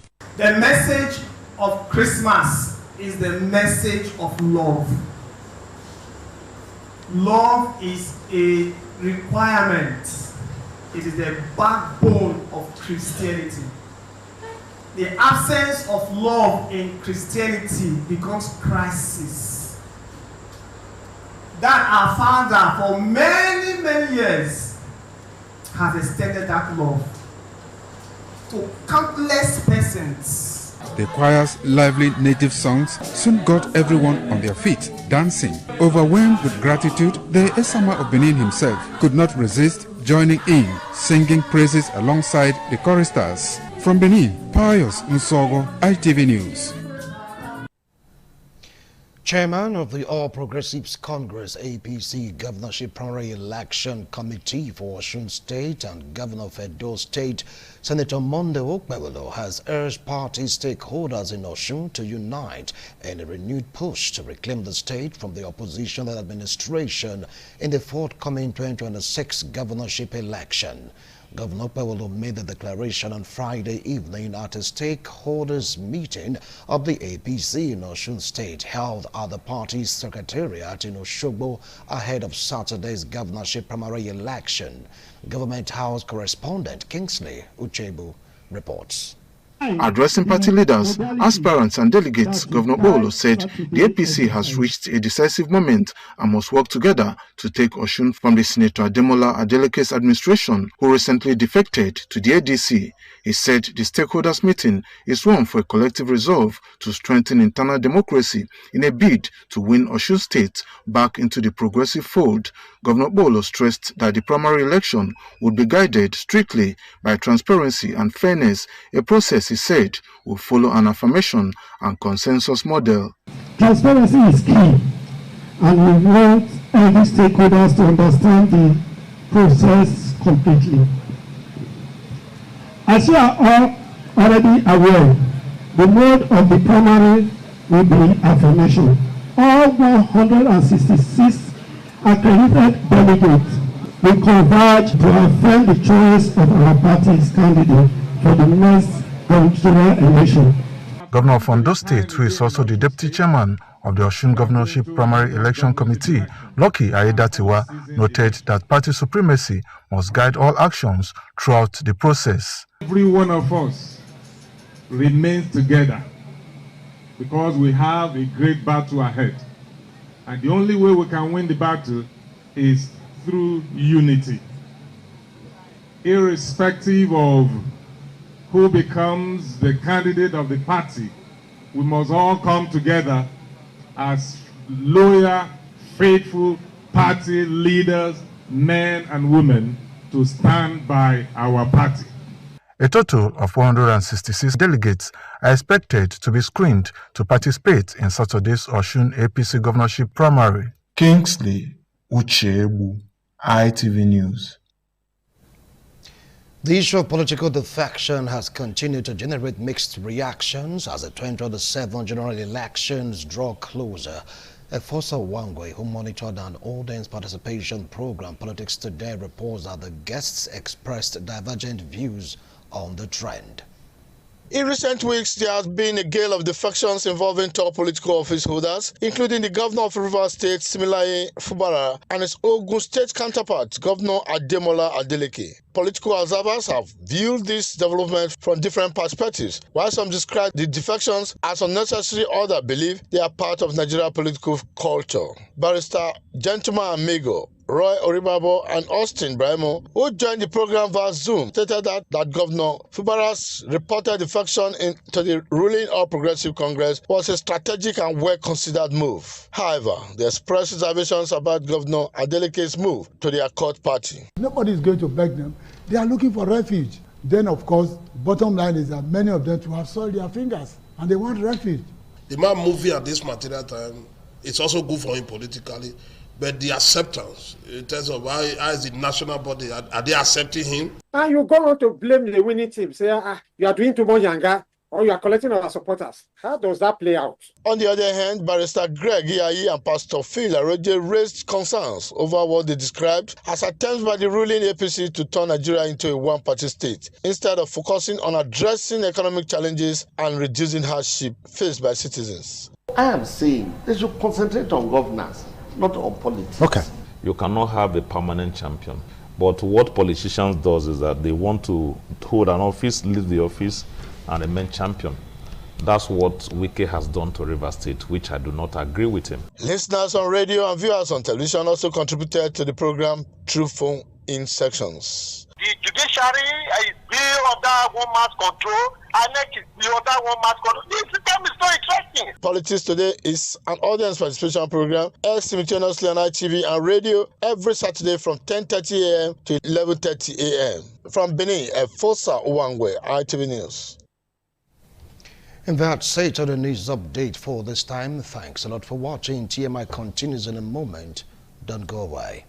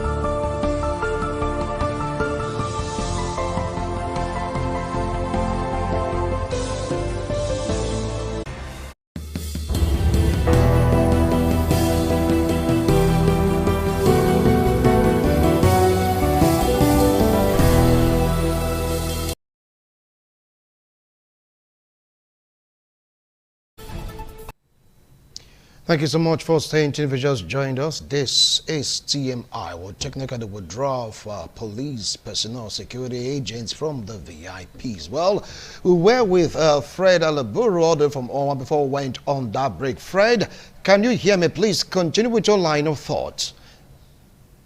Okay, thank you, Wilson. Am I audible? You are audible, yes. I was saying that the presidential directive to withdraw police personnel from VIP protection represents a major shift in Nigeria's security strategy. While the intention to redeploy officers, to public-facing duties is understandable, the timing and and context of this policy demand urgent review, given Nigeria's current high level of insecurity. VIP protection, for example, is often misunderstood as a privilege. But in reality, it is a strategic risk management tool. Certain individuals, by virtue of visibility or institutional importance, are potential targets whose vulnerability would have cascading effects, on the on national stability. But beyond VIP themselves, the withdrawal of police from visible protective roles sent a broader signal to the public, especially in a nation grappling with, kidnapping, armed banditry, terrorism, and violent criminality. The primary concern is that Nigeria is experiencing an unprecedented security environment where ordinary citizens fear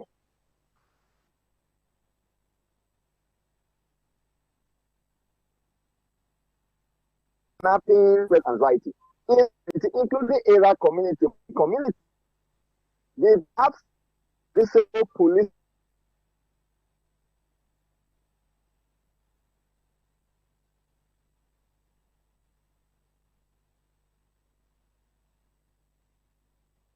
We are having a serious network issue.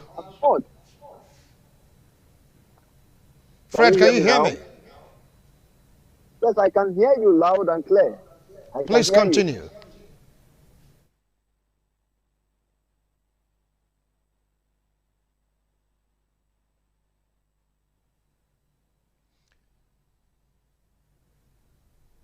We are having serious downtime right now. Fred, if you can just rejoin us, definitely we'll get back to you if time permits. Now let's take a look at what Ahmed have to say about this. Some have suggested that right now these VIPs should rely more on quasi-security outfits vis-a-vis vigilantes.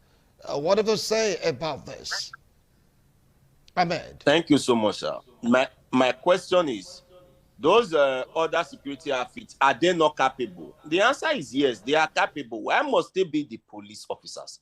Civil defense have been trained on how to use arms, and they have been using arms to guide our pipelines. And they have also been assigned to some of these our foreigners. I've seen them with some of these our foreigners, like in BOA and other companies like that. So why can't they do the same thing with our VIPs? So the civil defense are there, even with the name, with the way the name implies, civil defense. So they are there to defend us, and our infrastructures and others. So they should employ the services of the civil defense and let the policemen go out to actually do the policing of our communities for us 100%. And we also have other security outfits that they can make good use of. You just made mention of the vigilante groups. They are there. Those state security corps, for example, in the case when those state case on, they are also there. We have other security outfits that are trained that can always be there for them to protect them just in case of eventualities. And if, for example, your hands are actually clean, for God's sake, for crying out loud, what are you really doing with security operatives guiding you? It's just because of the fact that most of them knows the shady deeds they have done. I don't know why I'm always specific about most of them who have gotten their wealth, illicitly, illegally. I think that's where the major problem is coming from, because you have double crossed in one way or the other, and then you are not scared because definitely the other person you have cheated will surely fight back, and then you now have to carry policemen to bodyguard yourself. Ordinarily, if you are doing your own thing in the right way, what are you really using the policemen to do to guide and protect you for crying out loud? So now that the president have mandated that this policemen should be withdrawn, they should be there for us for national security. Then they should go in for the civil defense, and the civil defense are able and capable. They all went to the military trained them on these armed deals, so they can actually do that by protecting you. And this civil defense, most of them are just there. They have no roles, they have no job playing. So those ones cannot be used, to protect these our VIP. So to me, sir, other security outfits are there, willing to do this job perfectly. They should allow the police to police the nation perfectly for us, so that you and I will be safe. So that this job that the army are not doing, army now running roadblocks within the one state, is wrong. These are supposed to be the job of the police, while armies are supposed to be the one protecting our territorial boundaries. Now, because of the fact that the police are failing their responsibility, armies are not the one guiding the internal security, which is wrong.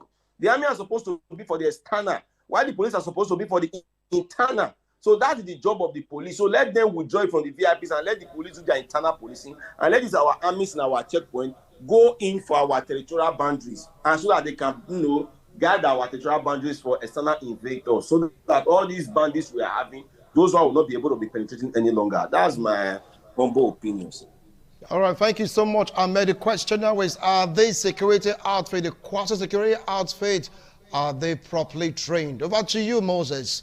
Can you, in all sense of humility, agree to this particular fact that the quasi-security outfit vis-a-vis the vigilante and the security network, Moteco, should be taking over the work of police and guiding our VIPs? Well, thank you, Wilson. First of all, let me quickly moderate my very good friend, America. It should not assume that every rich man in Nigeria or in Benin City is a thief or has stolen or gotten wealth illegally or illegally. He did not say every rich man, please. He didn't say every rich man. He said some of them. I know. What I mean is that you should just try and tone down on that, because everybody, once you are not convicted of crime, you have a right of protection in this country. Now, having said that, you asked whether the vigilante or the vigilante, Moteco and others are well equipped to handle the role of police. The answer is strictly no. They are not well trained. They are not well equipped to handle the job of policing. It's a constitutional role. It should be left in the hands of those who are trained and who have been appointed to do that. And this vigilante are supposed to help in community policing, extending police services to areas where police ordinarily cannot reach or should not bother because of their limited capabilities. So they are not actually totally write-off, and they are a very big plus in society. I've seen this work in so many places, particularly at Way and some other places in the Benin City. They are very, very useful, but they must all the time work as complements to the police. And it's important that this withdrawal of the police must be taken in context. Withdrawal of police from VIPs should be taken in the context that it's a good policy. I support the president on it. But I always say that it should be faced, it should be planned in such a way that you do not also expose our high-profile persons, whether politicians or businessmen or individuals who need protection. We should not expose them to undue danger. The comparison is when you say you can expose them only those holding office you protect. What about when the white men came to Nigeria to do X, Y, Z? You expose them to that kind of risk, because they also not political office holders, and they also demand these special services. We are oftentimes try to compare abroad, that where you can go in the train, the commission. I was in Germany once. I saw the mayor of my city in the same train with me, and I was surprised. Someone told me that's the mayor. I said, no, it's not possible. I said, yeah, that's the mayor of the city. So I said, okay, that can happen in Germany, but it cannot happen in Nigeria. For now, it cannot happen because we do not have those structures in place where police protect everybody. When we get to that stage, which will not even be in news, we will not even be expecting police to be guiding an individual. But for now, the reality is that Nigeria has not gotten to that stage where we have this effective policing. That's why some certain individuals need policing. But ultimately, we face that out. But let us plan it. So we'll not expose nobody, everyone, the rich, the poor, everybody has the right to protection. Thank you. Thank you so much, Ms. Ma, for the last comment on this discussion. Let's see if Fred has been able to rejoin us. Do you feel that Nigerians VIP should go for private security outfit? After all, in South Africa and, of course, in undeveloped climes, the job of protecting VIPs are purely for bodyguards that are well-trained. They have their own companies, they have their own outfit. Would you suggest this to our VIPs? Fred. Thank you, Nigerians. I will not subscribe to that. The reason is that the VIP protection is very, very important, and the private security, they do not have the license to carry assorted weapons, and you cannot use, a lesser weapon to go and confront a kidnapper who wants to kidnap you. That is not possible. So we must review the VIP withdrawal. That I believe civil defense are actually doing well, but I also believe that the police should be redeployed. Even if not all, but to certain VIPs, they should be redeployed to go back to their duties of. There's a department in police called Special Protection Unit. They protect the VIPs, so I don't think they should ignore it. As for it's a no, because except we want to review a national policy that would allow private security guards to operate submachine guns, sub-automatic weapons, license, so that they can make a gap for, the efficiency of the normal security number. Otherwise, it's an error, because I cannot have a VIP protected personality from a private company who cannot protect me, who cannot even protect himself. It's not possible. So that is not possible with him. We should review it. My submission is that it should be reviewed, because if it's not reviewed, it's going to be, you will see kidnapping. Let me tell you, when these guys are very smart. When they discover that there is a loophole, they will act on that loophole and start kidnapping. Is it until they start kidnapping that we will review it? No. Let's be proactive. Let us review it before it happens, especially in this Utah season. We should not play with the lives of our people in this country, because the kidnappers are there always to kidnap everybody that comes around. This one will be a very blank check for them. So I'm urging President Bola to please review the withdrawal process from police. Thank you so much. Thank you so much, Honorable Fred Aleburu, audio from Onwan. I want to appreciate also Alhaji Ahmed Iwaike. Yes, from Awuchi, choose to join us against all odds. Don't forget to mention also St. Moses Mosele. I appreciate all of you. Thank you so much for gracing these particular discussion segments all through today. I really appreciate all of you. Remember, their opinions, theirs, it has nothing to do with ITV, but they spoke their mind. They spoke how they feel about security situation and, of course, politicking in Nigeria. Do this again some other time, God willing. Don't forget to go to church. Bye for now.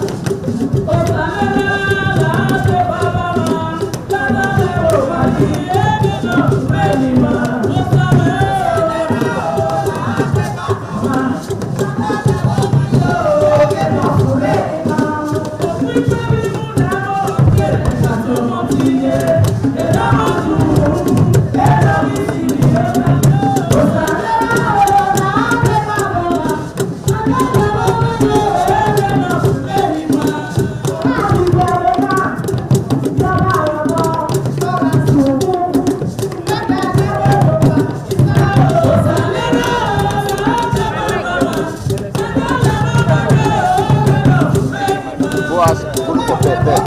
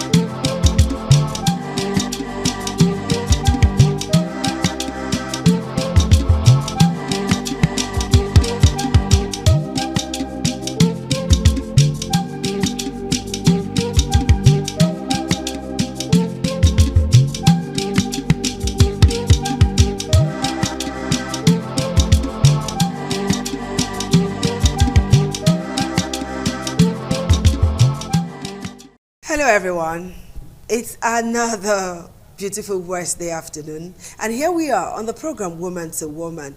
I'm Adesuwa Osawagie. You can call me Ade Baby if you like, but I am Adesuwa Osawagie. I decided to call myself Ade Baby this afternoon because every woman deserves to be a baby, pampered, loved, romanced, given everything a woman deserves. Respect and every other thing. All right, that is what a woman wants, and that is what a woman should get from a man, not bows at every given time. So Woman to Woman is also part of the 16 days activism against domestic violence. And you know that once we're talking about domestic violence, women are usually the victims. We're not saying men don't fall victims of domestic violence, but 90% of domestic violence, a woman always is the victim. And activism against domestic violence is a crucial global issue. It's not a Nigerian thing, no. It's all over the world. So it's often marked by campaigns, events, and all to raise awareness and promoting action against it, all right? So this is what we're going to do today. Domestic violence, the legal implications, and of course the medical implications, what women have to go through, what women shouldn't go through when it comes to the issue of domestic violence. Joining me to discuss this very interesting topic, I have in the studio to my far left, I have Eniye Favor Omarige. She's a nurse, she is an educator, College of Nursing Sciences, University of Benin Teaching Hospital. It's a pleasure to have you join us. Thank you very much. And you're Good looking evening. stunning this afternoon. What to do? I'm being pampered. You should be pampered. And I also have Tega Iswakbo. She's a principal partner, Justice Shields Consults, a legal luminary, if you must know. Tega, you're looking smashing this afternoon. Thank you very much. Good afternoon. Okay. Are you also being pampered? Of course. By the right man. By the right man. You see? You see the rider by the right man. All right, Tega, it's nice to have you join us today. Thank you very much. Okay. I want to ask you some questions. As a legal practitioner, please describe domestic violence, or what constitutes domestic violence in this our country, Nigeria. Okay, thank you very much. Now, domestic violence is any abusive or violent acts committed by one person on another in a domestic environment, in a domestic space. Now, a lot of times people think domestic violence just talks about physical abuse, you know, slapping, hitting, beating, and all of that. That's just like one of its, you know, that's like the physical abuse. But it goes beyond physical abuse. You have economic abuse, economic violence on either the man or the woman. You have emotional and psychological abuse. You have harmful traditional practices, talking about FGM, female genital mutilation, widowhood practices, and all of that. And then you have sexual abuse All these are forms of domestic violence. So when you talk about physical abuse, you talk about beating, slapping, hitting, you know, battery, and, you know, assault and all of that. And then you talk about physical, sexual abuse, rape. We have marital rape these days. So a man can actually rape his wife? Yes, a man can actually rape his wife. When you are telling your wife, oh, come, and the wife is saying, I don't feel like it, or maybe I'm sick, or I'm not up to it, and all that, and you actually force yourself on your wife without her consent, that is marital rape. What is the legal implication of this? I mean, the man can get some criminal penalties for it, if it is proven that the woman actually did not give her consent. So how can it be proven that a wife did not give her consent? I'm sure the woman will sustain injuries. During marriage, when we take vows and all of that, you promise to submit and all of that. Yes. So this is very kind of tricky. By injuries, you know, the woman can sustain injuries because it is forced. It's like you're perpetrating violence against that woman. It is forced. If you look at, you know, private part, you can see the evidence that this is actually forced. It's not willing. It's not voluntary. It's not with the woman's express consent. Do you understand? So that's a form of violence. Okay, I'll come back to you, Tega. This one, men raping their wives is... It's one kind to the ears. You know, it's one kind. Let me put it that way. I think that should be a topic for another day. Yeah, it should be a topic for another day. I'm going to to save that. Tega, I'm going to bring you back to come and talk about that. That's no problem. And I know a lot of women will be interested. Okay, Favor, let me ask you this now. You know, you see a woman on the street. What happened to your face? Oh, I hit it on the wall, or I slipped in the bathroom. How can you sleep in the bathroom and it's only the face that you will hit and all of that, you know? There's so many story. Now, let me ask you this question that I have prepared for you, all right? How does domestic violence affect the woman's mental health? Because this is woman to woman, and we're doing domestic violence that concerns the woman, that affects the woman. So talk to me, the mental health of a woman who is being abused. The mental health of a woman that's been abused, it's a complex matter. Because this woman is going to be outside being physically bruised or physically injured. She's going to be traumatized mentally. She's going to have very unstable mental health. Either she's going to slip into depression, you know, she's going to start living a life in anxiety and fear, all right? And then this set of women are the ones that will have post-traumatic stress disorder, where at every point in time they are nervous, they are scared, they are afraid, you know, and because of that particular experiences they're having, they find it difficult to relate with people outside. So what about women who don't even talk and they suffer all of this is in silence? What's the way out for such women? A lot of medically, they have to open up because the challenge we have is many of our women don't open up because of stigma, you know, and all of that.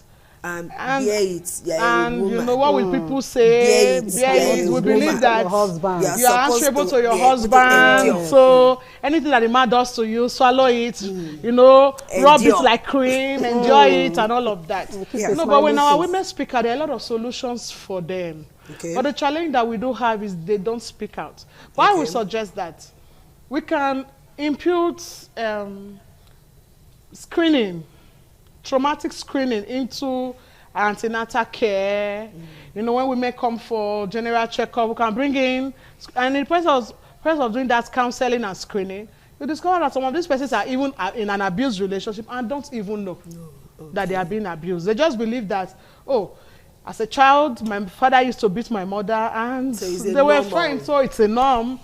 My husband should beat me. So what kind of injury should we look out for? Because some women will not talk. Yeah. Some husbands, there was this case that was brought to me on radio, and if you see the woman's lap, the man does not beat her where people will see. It goes to the lap and the buttocks. That's where he hits, and then the back. But she showed me because we are women and nothing to hide. She wanted help, and that's why she did all of that. So what kind of injuries should we look out for? What kind of injuries should we look out for on the face, the hand, the legs, so that when a woman is telling you, oh, I slipped and fell, oh, my son was playing with something and that thing hit my face, oh, my head, when NEPA took lights, I didn't know, I ran into the door that you have been passing since God knows how many years. So what kind of injuries should we look out for? You look out for bruises, blunt wounds, where you see a woman underneath her skin, you cannot see obvious cuts, obvious injuries. But it's covered that she's looking puffy, skin is looking, there's something we call erythematosis, where there's blood underneath her skin. Why? Because the man has beaten her so much that she's bleeding underneath her skin. And then, look out for those kind of injuries. Look out for injuries in her, at her back, labs, where she usually will cover, then her face, her neck region. Look out for broken bones too, fracture. Because some of these women carry ED fracture and they just say, yeah, no, I just slipped in the bathroom. And then look out for a black eye. Or these women carry black eyes, missing tooth. Their tooth will be missing. They'll just say, I fell in the bathroom, and they'll come to the dental clinic. Sir, I had an accident and my tooth and all of that. Meanwhile, it was better battle. Meanwhile, it was original beating. No, original war in the home. Barrister Tega, what steps should a victim of domestic violence take to ensure her safety and protection, putting into consideration the fact that they know they talk? So what steps should a victim take to ensure her safety, her protection? Okay, first, like I'm not. Or what does the law provide for such a woman? Okay, so first, the victim of domestic violence has to speak out and speak up. And then make sure you tell your family members, maybe your pastor. Although time and again has proven that some of our pastors will encourage that the victims stay there and say, don't worry, be praying and all that.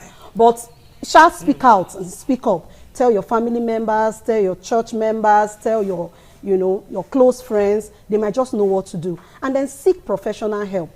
Because like we have said, one of the traumas that you can suffer is psychological trauma. You might not even know.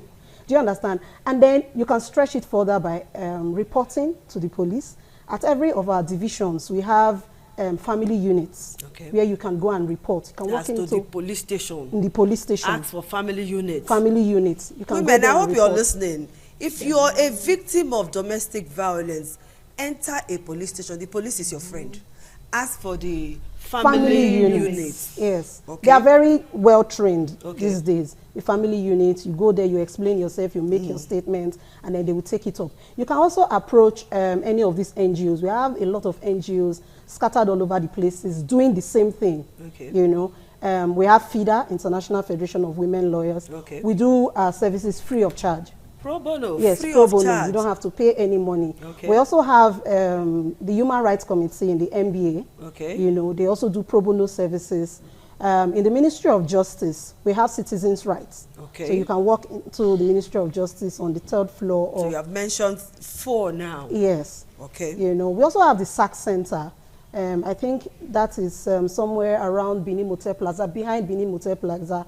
SAC Center means Sexual Assault Center. Sexual Assault Center. Yes, where you can go there, lay your claim. It's a one-stop shop for anything concerning domestic violence. So you have doctors there, you have counselors there, you have lawyers there, just different decks. So you go from one desk to the other, and they do it pro bono. So a woman should not suffer in silence. No. Because you know that there are some families that will encourage the woman to stay, bear it. Your children are there. Yeah. You want another woman to come and knock your children's head. They will sermonize. They will tell you, it is not in our family for you to divorce. And nobody has ever divorced in our family. All of that is the hair. That's the word. It's a taboo. All of that will be heaped on the woman. And in the long run, the woman may not be able to talk.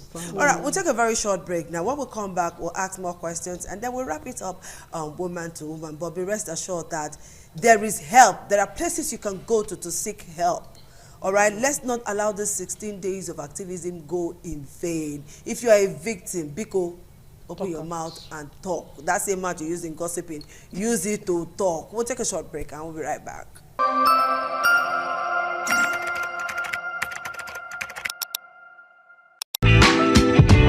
Thank you for staying tuned to the program Woman to Woman on Independent Television.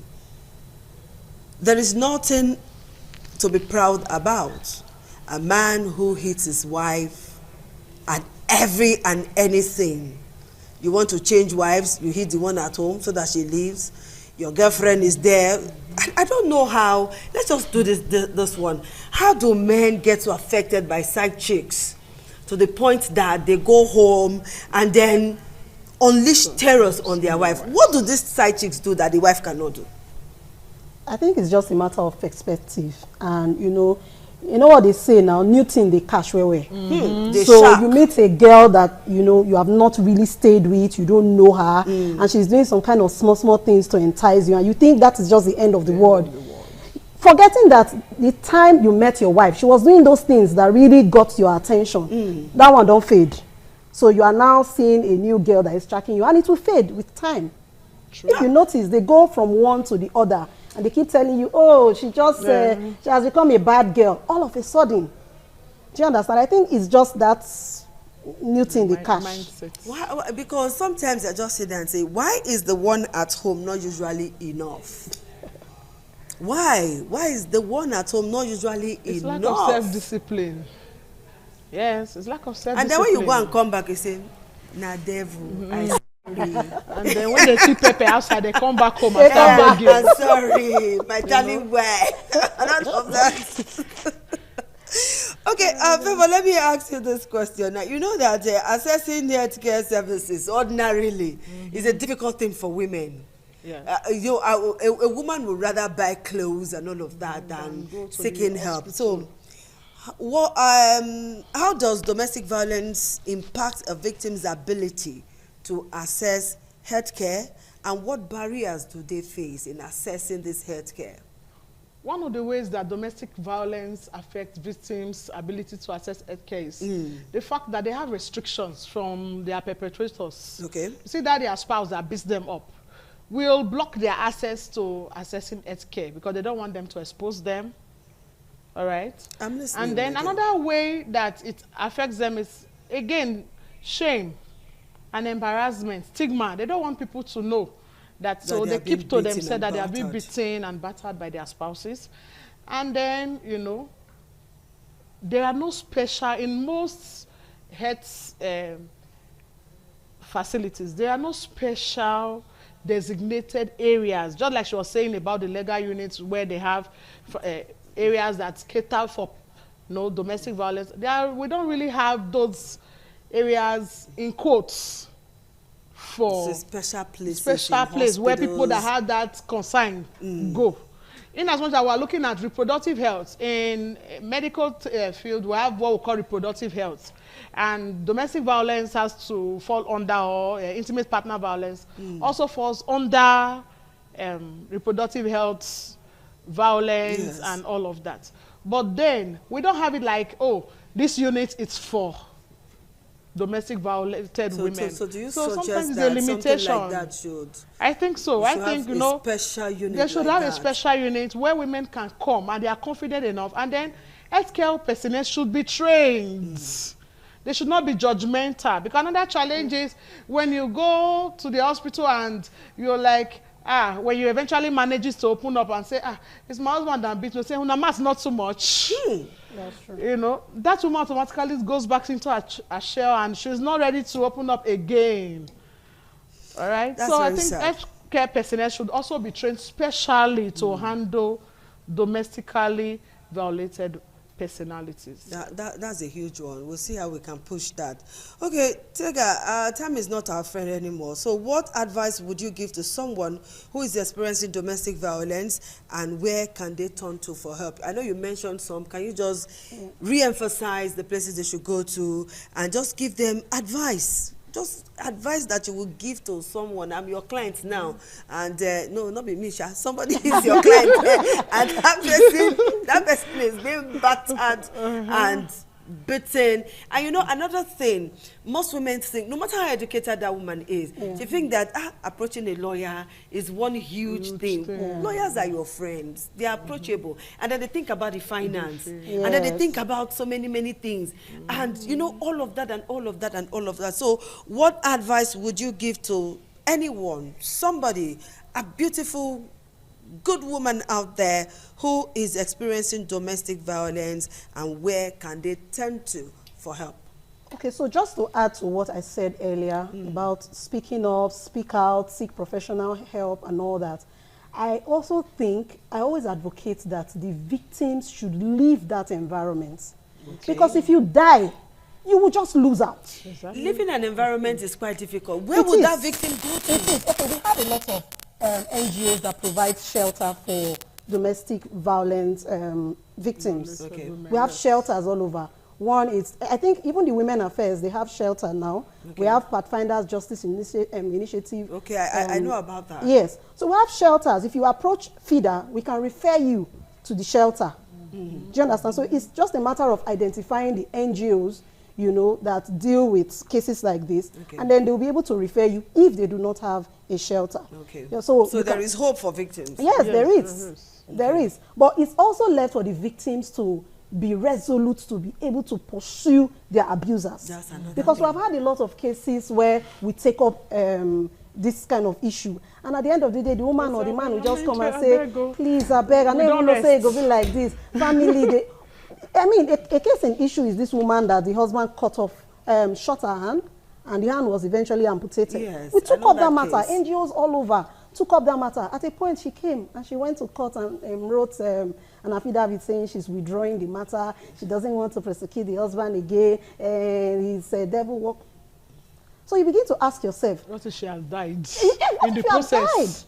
Do you understand? So you know how can they deal with family pressure?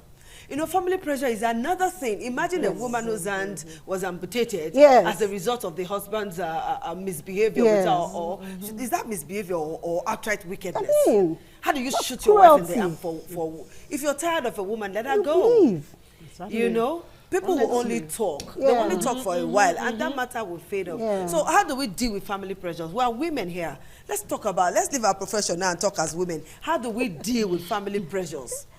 I think it's, like I said before, it has to do with the individual. You have to be resolute. You have to tell yourself that this is me, this is my life. So no matter what they do, no matter what they tell me, I want to pursue this. Because if you leave that man on the loose, he will go to that person. He will go to his next victim. And it keeps going on. And also you need to send him to the cleaners for his sake and for the sake of maybe his children and the society.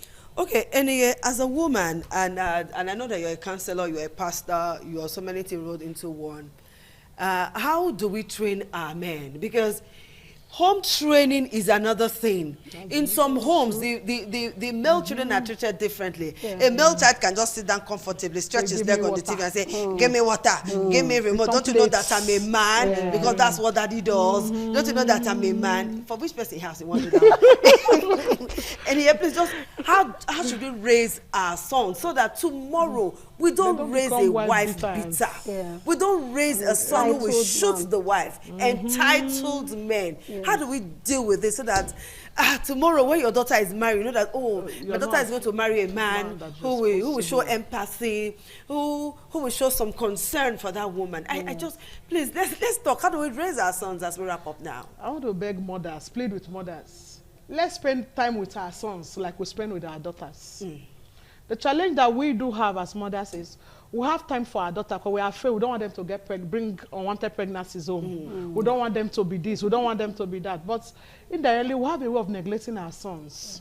So if every woman in the society takes a male child as an agenda to train positively, we'll have a better man tomorrow. Okay. So as mothers, please don't pamper your sons in a way that they'll become nuisance to the society.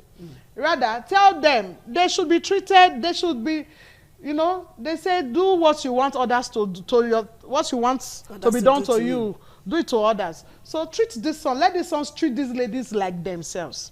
If they begin to see their sisters like themselves, you allow them to live equally, no gender bias in the house. It will have a long way to pass a message to these young men when they grow up that, oh, whether she's female or I'm male, we are one and the same.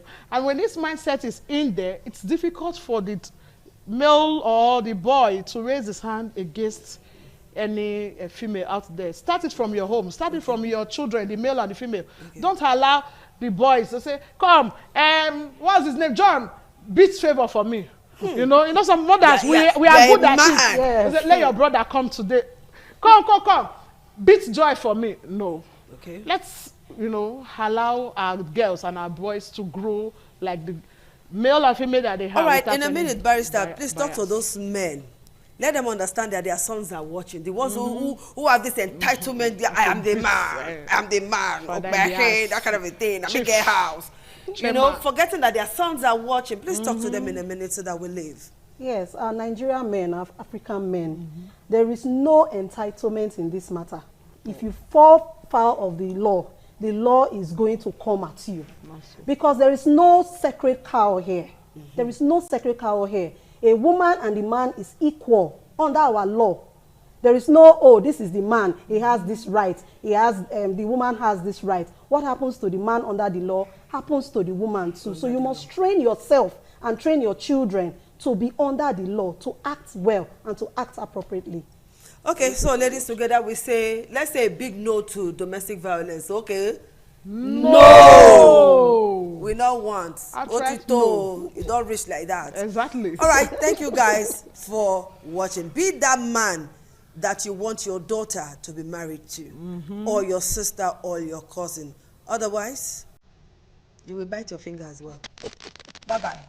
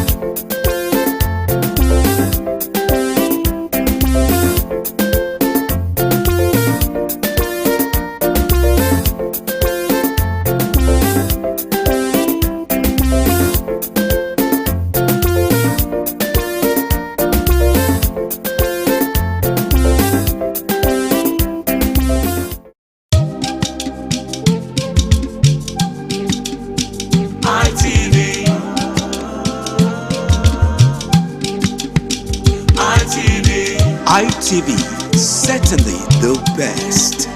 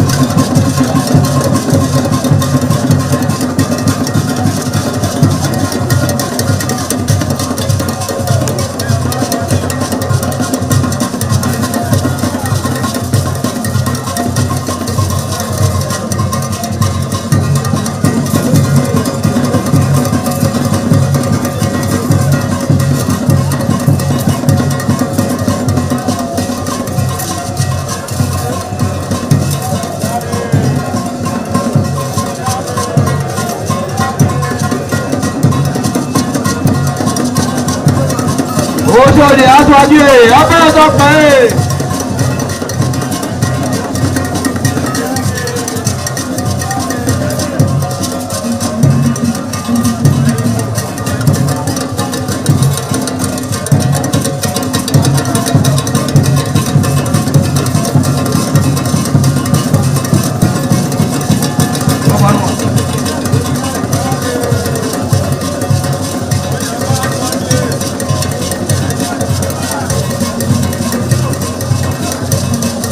Àyàbá dọ́gí abẹ́rẹ́ pẹ́.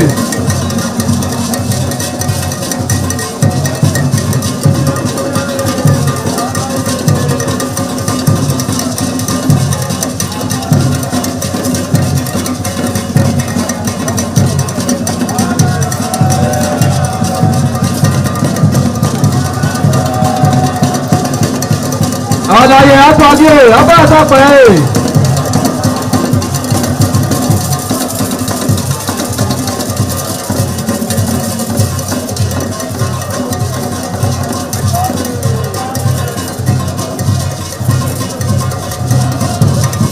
Ẹgbẹ̀júwà.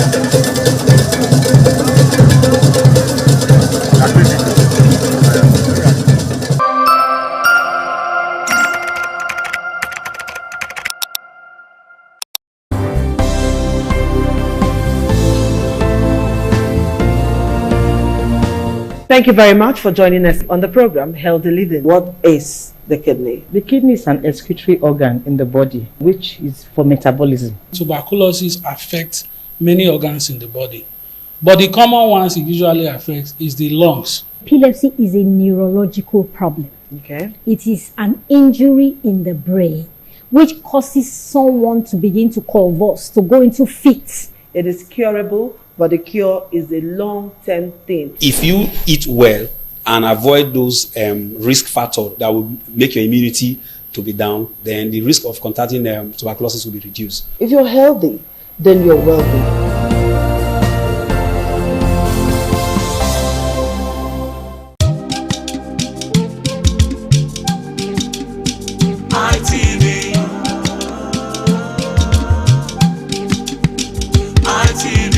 ITV, certainly the best.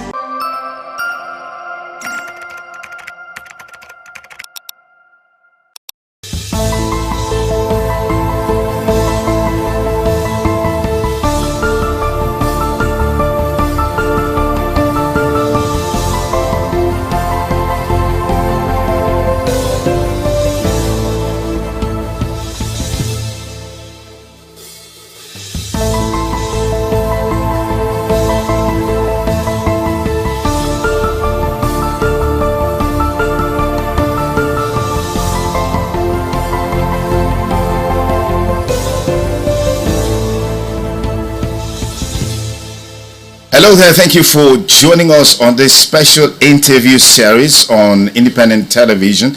And I'm Sonny Duke Okosun. Our guest today on the program is the Ambassador of the European Union to Nigeria and ECOWAS. As a matter of fact, the Ambassador of the European Delegation to Nigeria and ECOWAS, His Excellency Ambassador Gauthier Mignon. Thank you for obliging us your time.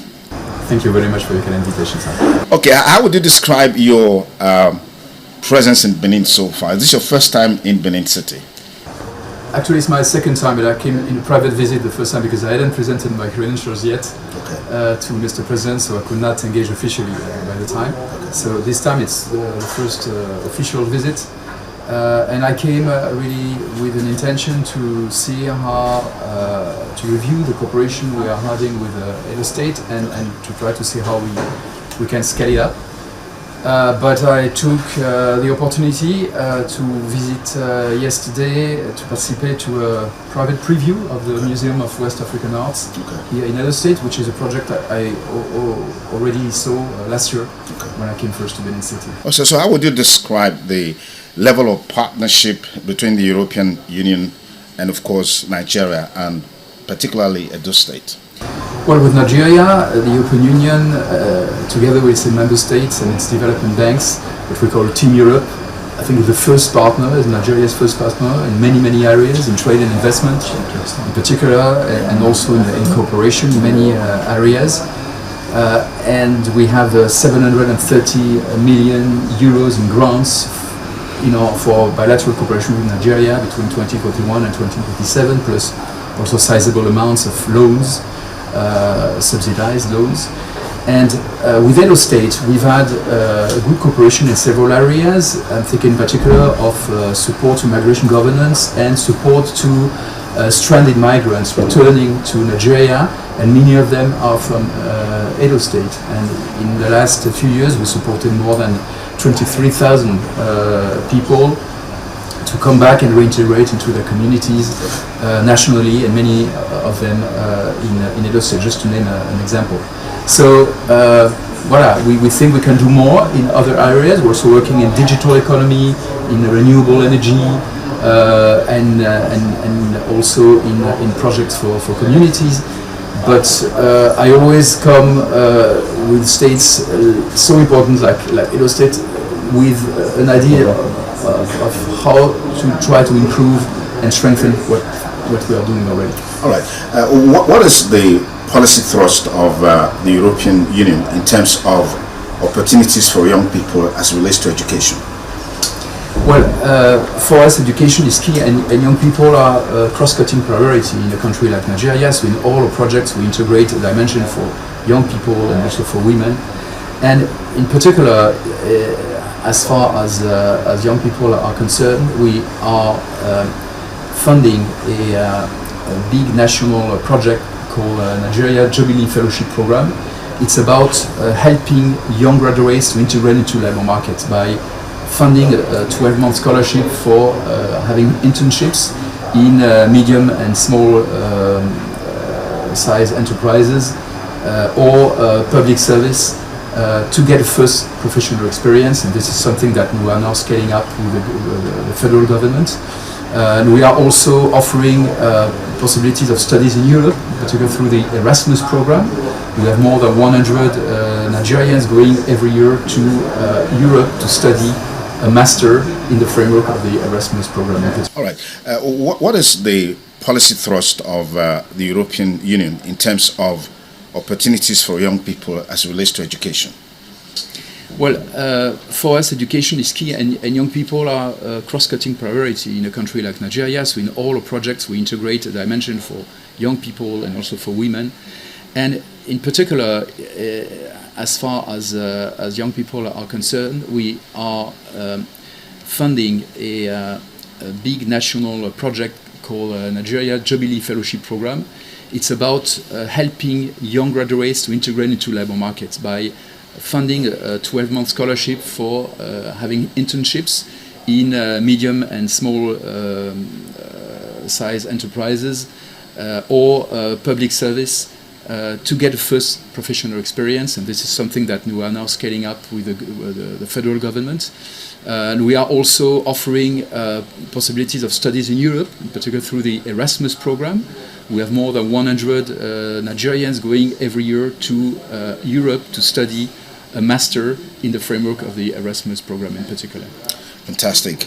If you just join us, we have with us the ambassador of the European Commission delegation to Nigeria and Africa, who is in Edo State currently on a private visit, engaging him on a wide range of issues, looking at the partnership between the Commission and Nigeria, and particularly Edo State. Ambassador Migno, let me quickly take you on a trending issue in Nigeria right now, which has to do with violence, extremism, and the talk around genocide against Christians is gaining momentum across the world, particularly in the US and several other places.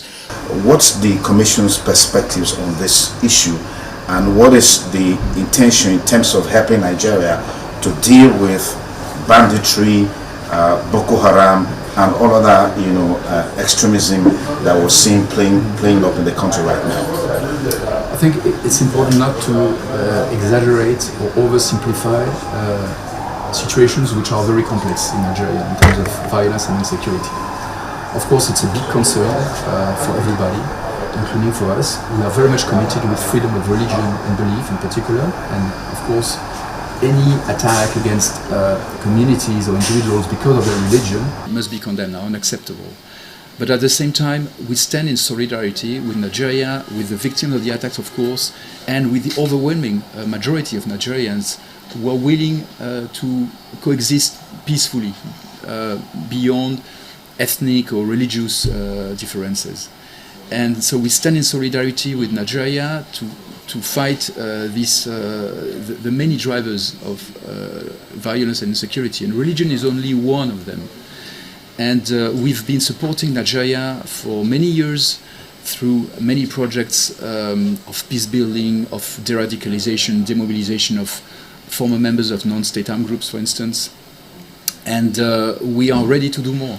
The European Union some 12 years ago received the Nobel Prize for Peace. And so we always feel the necessity to be up to this great distinction that we received, to work on peace building, to work also and strengthen our relationship on security and defense with Nigeria, but in a spirit of partnership and of respect for Nigeria's sovereignty. Fantastic. You're here specifically because of the Museum of West African Arts, MOA, which of course was launched just a few days ago. But what's your take on the current issues surrounding the Museum of West African Arts, particularly against the background of some of the things that happened there, during the inauguration of the center? You were there. I was there. It was not an inauguration of the museum, actually. Okay. It was just a private preview, because the organizer, I think very wisely, decided, as there were some criticisms, to postpone the formal inauguration of the museum. They announced this already a few days ago. And so yesterday was just a private preview for partners, friends, diplomats like myself and other European ambassadors. The EU has no direct involvement in this project. We are not funding this project. We might do it in the future, because we want to partner more with museums and cultural institutions in West Africa and Nigeria, but we have no direct involvement so far. So I came here really to see the advancement of this very wonderful project I discovered last year when I came first, which is a great opportunity for Edo State, for Nigeria, and for West Africa. It's a West African museum. It's not about only Benin or Edo State or Nigeria, even. It's West African. And I must say that the experience that we had yesterday was quite unpleasant and deplorable, because this private event on a private property was disrupted by so-called protesters who came in, allowed by the police, because there was security all around, but they left them in. And they disrupted the whole event. So it's exactly how you scale off. You scale off investors and development partners coming in good faith, to partner with your community. And Germany, for instance, has invested 8.5 million euros in this project. If now they see that this project cannot operate normally, the conclusions will be quite clear, not only for Germany but for all European stakeholders. Fantastic. Let's look at a general issue that relates to the involvement of the Western world in Africa in terms of development, in terms of partnership, in terms of insecurity. Talking about partnership, we're seeing the European Union, for example, always disposed to giving loans to African countries, Nigeria inclusive. The perspective of these loans being a trap for developing countries, underdeveloped countries. What are your thoughts? What's the Commission perspectives on this? Well, this is a trap where we felt collectively, the lenders and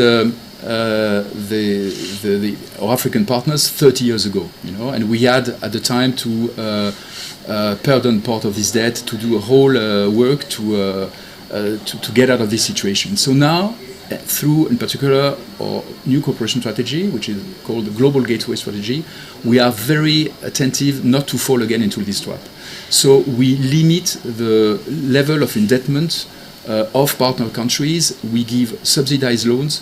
We don't want to fall again into this trap. And what we are seeing with concern is that African countries, some of them, are falling again into this situation with other lenders, not the European Union, because we've learned from our first experience. So this is why now we work very much with financial instruments, blending loans with grants, for instance, subsidized loans which create revenues for the country, so making sure that they can be reimbursed. So it's really a point we are very attentive to. On a global scale, we've seen the disappearance of peace, so to speak, at the global level. I mean, the Hamas-Israeli crisis there's a ceasefire, there's some sort of agreement, but we're still seeing some measure of violence. We saw recently the RSF activities in Sudan, particularly in Al-Fasher. That crisis is still going on. And these activities or events that are unfolding globally that undermines peace globally, what's your perspective of the fact that it's like the world is hamstrung in terms of dealing with these issues, nipping them at the bud before it blossoms, it flourishes, snowballs into huge crisis like you're seeing now in Sudan? Hunger is there. In Hamas, there's starvation, there's poverty, and all of these issues happening. Why is it so difficult for the world leaders to have a consensus in terms of how they can collectively respond to these issues? because we have collective rules in the United Nations Charter, international law. And what we have seen over the last 10 years or so is that very important players have not respected these rules. You know? Take the case of Russia in particular. Yeah, Russia and Ukraine. Russian invasion to Ukraine, which started in fact in 2014, then it became full scale in 2022. Then we, you know, each from a permanent member of the Security Council, a country which is supposed to be a guarantor of these rules, then, you know, it shows that everybody can do anything and violates international law without punishment. And so this is why it's so important, and this is why the European Union insisted so much that all countries in the world had to condemn the Russian invasion to Ukraine. And most countries, including Nigeria, have done that. But others, including large democracies, have not done so. When you say large democracy, are you talking about the US? The US has done so, but others have not. And then, you know, other crises also popped up. And then when the law starts to be broken here and there, it just becomes contagious. Ambassador Gotna Migno, thank you so much for your time. Truly appreciate this conversation. Pleasure. Thank you, sir. Okay, I've been talking with Ambassador Mignot, who is the head of the European delegation to Nigeria and Africa, is currently in Edo State on a visit, and we've been engaging him on a wide range of issues. Thank you for staying with us, and have a beautiful day ahead. Bye for now.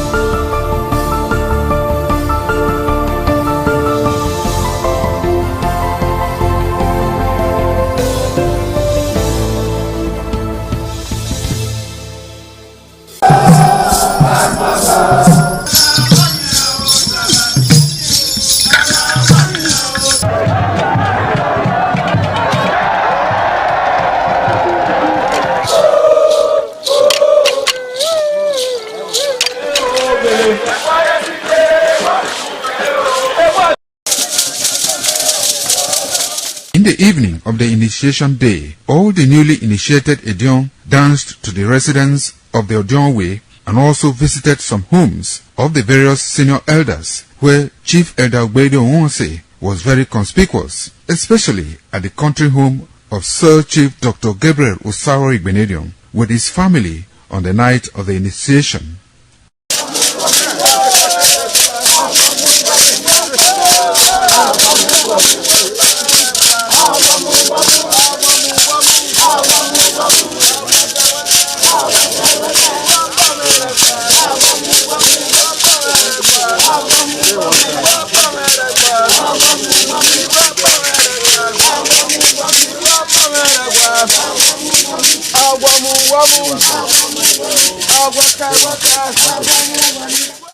On the following morning, as part of the rite to be performed by the newly initiated Edion in Okada town, the initiates, led by Chief Elder Ogbedo Onwonse, visited the Esama of Benin, Sir Chief Dr. Gabriel Osawo Igbenedion, at his Okada country home residence to pay homage and appreciate him for all he has done in the development of the community, which has placed Okada in world map. They also thanked him for his role in the success of their ceremony. They commended the Esama of Benin as a custodian of Benin cultural heritage and for revitalizing the age-long tradition of the age-grade ceremony.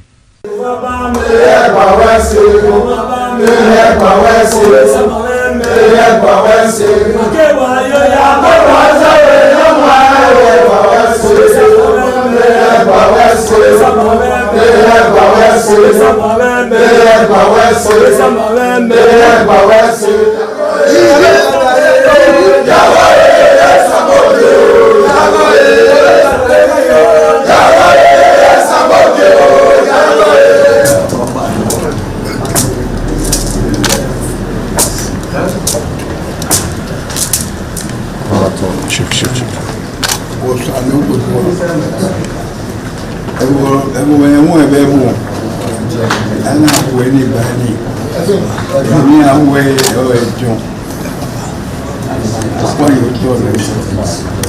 Okay, then look at the job. You will need to put your net over here. But you were in that. And your baby. You have my baby, sir. You are doing now. Over to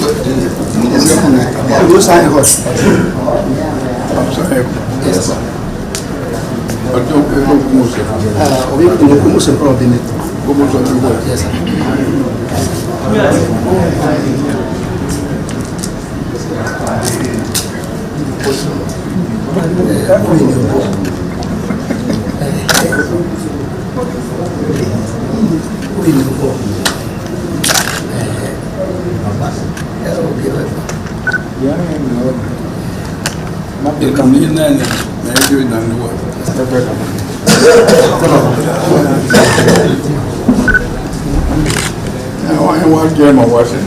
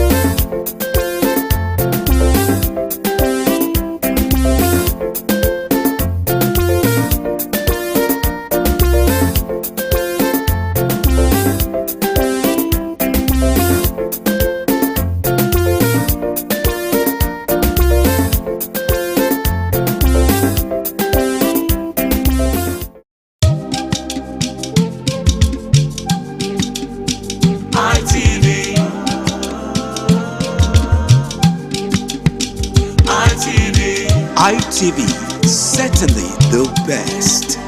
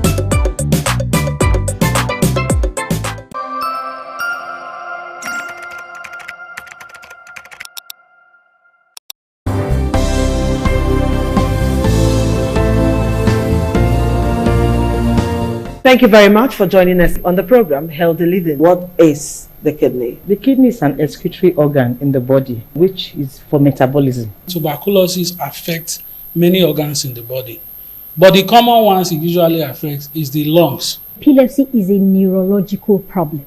Okay. It is an injury in the brain which causes someone to begin to convulse, to go into fits. It is curable, but the cure is a long-term thing. If you eat well and avoid those risk factors that will make your immunity to be down, then the risk of contracting tuberculosis will be reduced. If you're healthy, then you're wealthy.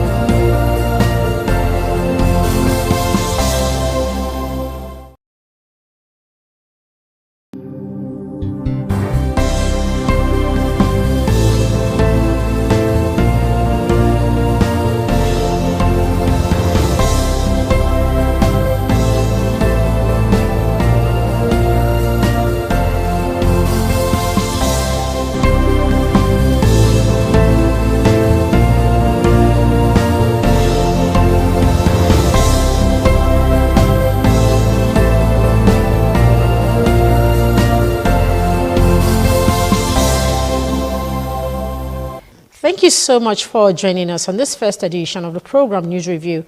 In this month of December 2025, I am Deborah Iviogbe from thanking you so much for joining us. The National Economic Council John Wikonda Review approved the sum of 100 billion naira subject to the final ratification by President Bola Ahmed Tinubu for rehabilitation of training institutes for police and other security agencies in Nigeria. This was part of the decision taken at its 154th meeting held virtually on Wednesday. The 154th National Economic Council meeting was chaired by its chairman, Vice President Kashim Shettima, and attended by Governor of 36 states of the Federation and the FCT minister who joined online. NEC, after deliberation, approved the sum of 100 billion naira for the rehabilitation of training institutions for the police and other security agencies in the country. This followed recommendation by the ad hoc committee earlier constituted to assess the state of police and security agencies training institutions nationwide. NEC also approved the sum of 2.6 billion naira for consultancy services for the project. President Tinubu, on the 152nd meeting of NEC in October, proposed an overhaul and revamping of training institutions for security agencies nationwide. The chairman of the ad hoc committee, Governor Peter Umba of Enugu State, in his presentation to Council, underscored the urgency and significance of the condition of the training facilities, saying most of the training institutions are in their condition. Following the presentation by the governor, the chairman of NEC, Vice President Shettima, reaffirmed the commitment of government to address the situation. Shettima also charged governors of the states in the federation to ensure that economic reforms by the state's government translate into clear, measurable improvement in the lives of Nigerians. Your Excellencies, distinguished ladies and gentlemen, our work today is a demonstration that governance is meaningful only when it improves the lives of the people. Our task is not to admire problems, but to solve them. It is not to explain challenges, but to overcome them. And it is not to hope for progress, but to engineer it with the tools available to us. From the Asura Presidential Villa, Abuja, I'm Ikaro Atta, ITV News. The First Lady of Nigeria, Senator Oluremi Tinubu, says that as part of the Renewed Hope initiative aimed at empowering vulnerable Nigerians, the administration has provided 200,000 business grants to 250 persons living with disabilities across the 36 states of the Federation, including FCT.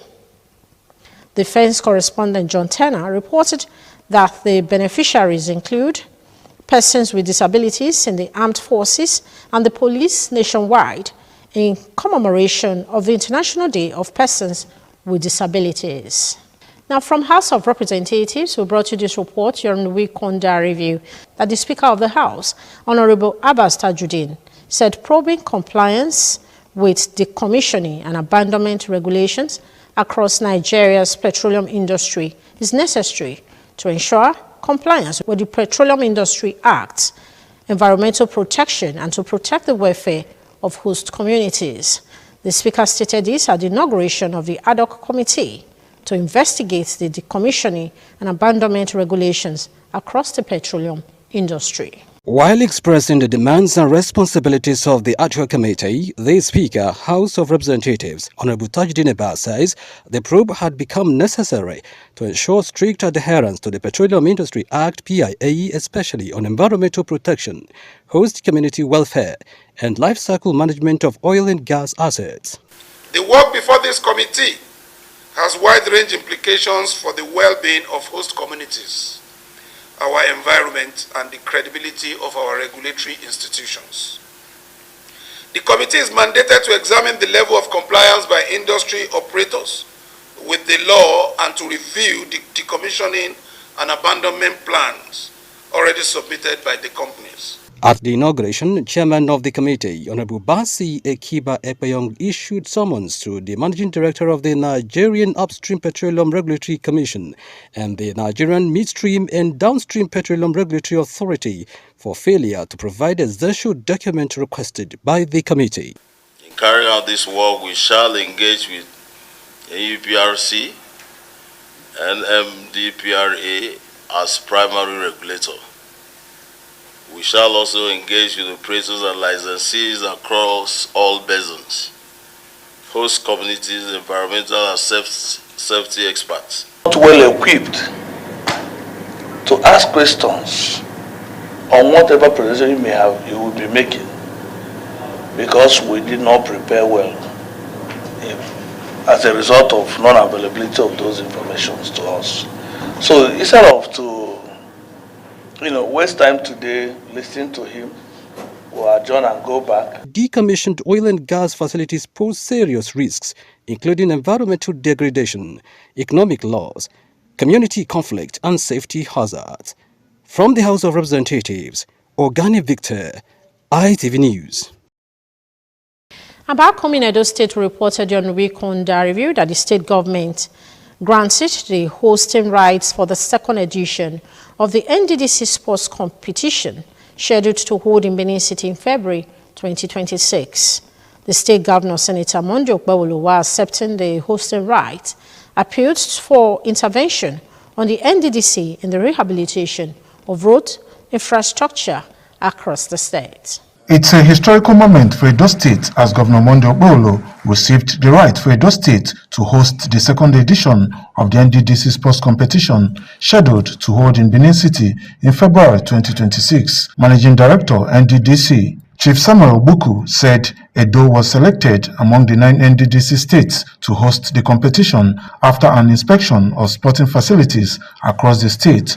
Obuku noted that the commission is using sports as a tool to promote regional unity. When we looked around, we felt we have to come knocking on Edo State because, Your Excellency, your state have also done very well by having good sports facilities. And when we looked at the facilities, we felt coming to Edo State, we might not have too much work to do. Governor Okpebholo, while accepting the hosting right for the second edition of the NDDC sports competition, pledged the commitment of the state government to partner with the NDDC in ensuring a successful hosting of the competition. He commended the improvements in the NDDC since the assumption of the 7th governing board led by Chief Samuel Obuku, especially infrastructure upgrade at Usain Polytechnic, internal roads in Ambrosalu University, Eboma, the Auchi Igara Road on the Benin-Abuja Highway, and other interventions across the state. We have chosen the right state. We are not just heartbeat. We have what it takes to win every sport. I'm sure the one you hosted last year, we brought you our 3rd 11, but we are going to release our 1st 11 now. Chairman, Edo State Sports Commission, Amadine Desmond Nabulele, assured that Edo State will take advantage of the opportunity to host a successful competition after the maiden edition held in Uyo, Akwa Ibom State in April 2025. Kingsley Uchebu, ITV News. Now, talking security, we reported during weekend review that students and residents of Isi Balua quarters in Ohumudumu area of Ekpoma in Eastern West local government area of Edo State were thrown into panic on Monday evening last week as 3 boys residing in a hostel were adopted by suspected bandits and taken into the bush. A visit to the area by our Edo Central correspondent, Chris Omige, on Tuesday last week revealed that the hostel has been deserted by other occupants for safety. Over the years, activities of kidnappers have become rampant in Ekpoma and environs, making it difficult for residents to move freely, especially at night, despite efforts by the government to curb the menace. The trend resurfaced again at about 6 p.m. on Monday, the 1st December 2025, when 3 boys were kidnapped at gunpoint from their residential hostel in the Ihumudumu area of Ekpoma as they were driving into their compound, according to the brother of one of the victims. As one is motor enter inside, I also open my backyard door for the guy who let me repair gen. The next thing, the boy just they shout, "Kidnapper, kidnapper, Fulani, Fulani, Fulani." I just say my tone. I said tone. Now I see one just whole gun, big gun. Just follow that guy where you use car enter compound. Just follow enter. Before I say my look, I say I'm gonna prepare something. Tiri don't already they come. They don't already they enter compound. Now once I just jump fence, I almost me and that, cause now 3 people they carry, so that guy they carry my senior brother, still carry one guy. This guy, one guy they up, a junior brother they still carry him. the father of one of the victims, Mr. Ojo, appealed to the government and relevant authorities to help rescue his son and others, stressing that he cannot bear the pain of losing his child due to his own health condition. My son called me. He told me, say they don't carry Akreo. I say, carry like na police have been, I will say na kidnap people, na they carry. When they did, they say they don't carry the SSI bush. I beg government, I beg me help me. My son goes to sleep for side bush. My son goes to sleep for side, but me I go sleep for side. Yesterday, I don't sleep. Me they help us for other children. No, I never know where I did. I know where before. Residents of Ihumudum, who decried the recent surge in kidnapping incident in the area, also appeal for adequate security measures to protect lives and properties. We cry for governor, may come rescue, may help us. He get the power to rescue us. Meanwhile, the abductors are yet to make any contact. At the time of this report, Edo State Police Command is yet to issue a statement on the kidnapping at Ihumudum, Ekpoma. In Ekpoma, Chris Omije, ITV News. From Edo State House of Assembly came the report last week that the House received a letter from the Federal Road Maintenance Agency in response to the appearance request in question on existence. Edo Assembly witnessed significant development during Tuesday's plenary session as the Speaker, Right Honorable Blessing Agbebako, informed lawmakers about a letter from the Federal Roads Maintenance Agency stating that they would not be able to appear before the Assembly until mid-January. This comes in response to the House's request for FEMA to clarify their existence and activities in Edo State. I just want to inform the House that we received a letter from them. That letter, that the agency will not be charged today to see us. By this letter, it means that FEMA is still existing. From Benin, Joy Obaisiagmo, ITV News. Also in the week, we reported that Edo State Governor, Senator Monday Okpebholo, approved the appointment of Dr. Ebojele Ahere Patrick as the Chief Press Secretary to the Governor. A statement by the Secretary to the State Government, Umar Musa Ihilo, Esquire, said Dr. Ebojele will be taking over from Mr. Fred Itwa, who upon handover awaits a new assignment to be communicated in due course. The government expressed appreciation to Mr. Itwa for his contributions and service. According to the statement, the appointment reflects the commitment of the present administration to strengthen and deepen the communication channels between the government and the people of Edo State, assuring clarity, transparency, and effective dissemination of government policies, programs, and activities. Dr. Ebojele's journalism career spans reputable Nigerian media houses, where he served as Edo and Delta correspondent for Channels Television, as well as correspondent roles in New Nigerian Newspaper, Champion Newspaper, and Comment Newspaper. Now moving on, Independent Television and Radio again during the week Kondarivi was commended for its unwavering commitment to strengthening Nigeria's creative industry and supporting the growth of the film sector in Nigeria. This commendation came during a courtesy visit by the Association of Movie Producers, Edo State Chapter, to the management of the station at its corporate headquarters on Airport Road, Benin City. Chairman of the Association of Movie Producers, Edo State Chapter, Derek Osaro Igbinakenzwa, led the delegation and appreciated ITV Radio for its long-standing support to Edo filmmakers. He said many Nollywood careers were nurtured by the station and noted that the association seeks stronger synergy ahead of its annual events to honor astounding contributors to the creative sector. Managing Director, Engineer Elvis Obaseki, with his impact in the industry, which have been felt by us, we saw the need to award him as one of the outstanding people that have stood with our association and organization over the years. Responding, the Managing Director, ITV Radio, Engineer Elvis Obaseki, who described the Nollywood as his primary constituent, reaffirmed the station's openness to collaborations, content partnerships, and monetization opportunities that will help producers expand their reach. In terms of content, we have it. And I'm happy now that we can now stream and make money from digital and social media sources. Your movies are out there. on different folders. If you don't have most of them on YouTube, we'll look for a way to gently monetize them.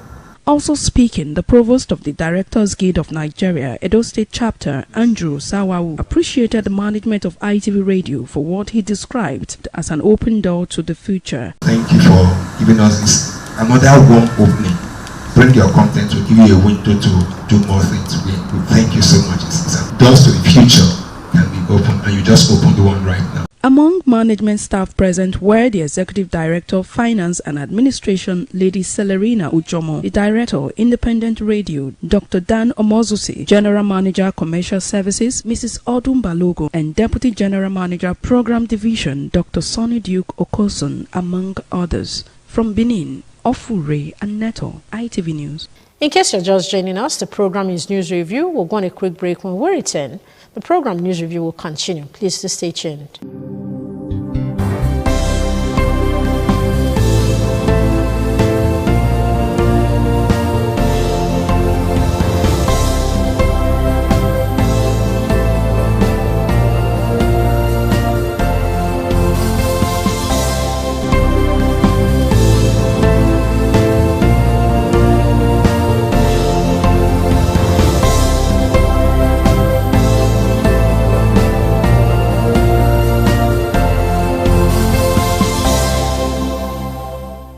Thank you so much for staying tuned to the program News Review. Now moving on, the management of Miss ITV Beauty Pageant Nigeria said during the week under review that the program has tremendously contributed to boosting tourism sector in the South Nigeria since its establishment decades ago, adding that this year's edition promises to showcase new innovations according to global best practices.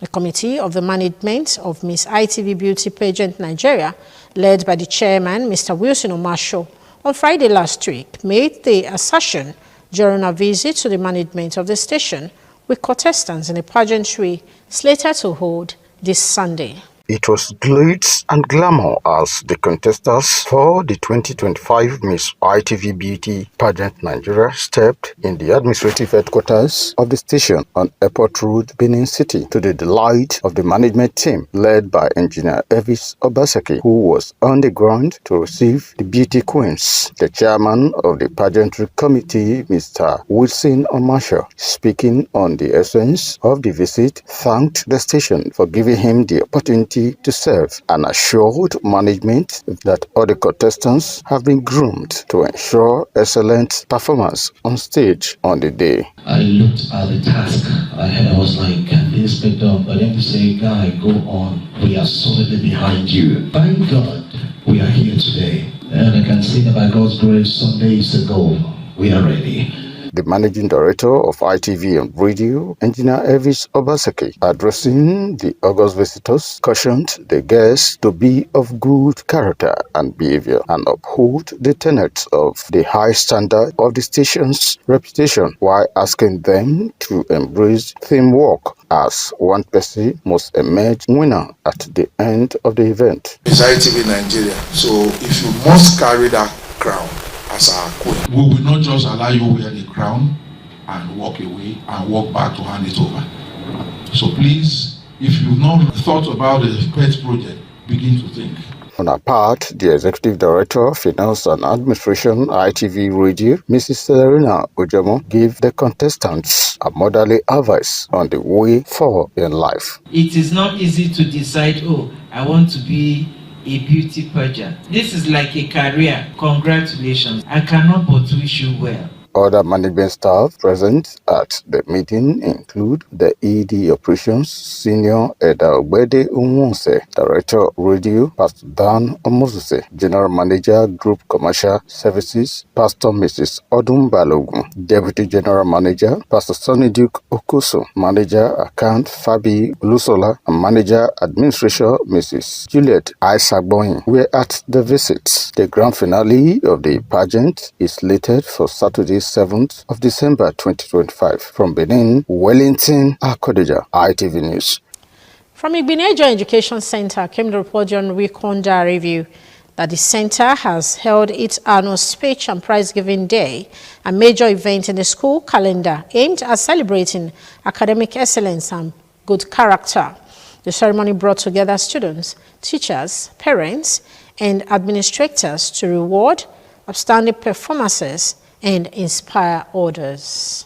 It was another historic moment at the Igbenedion Education Center as the school hosted its annual speech and prize giving day, tradition designed to recognize students who have excelled both in learning and in character. The annual event is also meant to strengthen the school's commitment in raising disciplined and academically grounded young people. Awards in academics, leadership, discipline, and co-curricular achievements were presented to deserving students whose accomplishments drew applause from parents and guests. Some of the awardees described the recognition as a motivation to work even harder. They acknowledged the support of their teachers and encouraged fellow students to stay focused and committed. I feel very excited, and I want to thank my mom for making me go far. I also want to thank my teachers for nominating me for the best behavior and most dutiful. Thrilled and grateful to God for receiving this award. I'm profoundly humbled and honored to receive this award. Thankful to God Almighty, my parents, my teachers. I'm so glad, I'm so happy, I'm overwhelmed with happiness. I thank to the founder, co-founder of this school. I thank the teachers, I thank the principal, I thank his fellow students, those ones who support him. Principal of Junior Secondary School, Mr. Collins Emokpa, highlighted the importance of nurturing well-rounded students who reflect the values of the institution. We designed this day to reward the students for excellence, for behavior and the character. So you can see the joy and the excitement of our parents. Extracurricular activities of the school continues. From Benin, Donald Ehimenye, ITV News. From the judiciary came the report during Weekend Diary Review that the High Courts of the Federal Capital Territory, Abuja, Maitama, granted the federal government's request to adjourn further hearing on the criminal defamation case against Senator Natasha Akpoti-Uduaghan to February 23, 2026.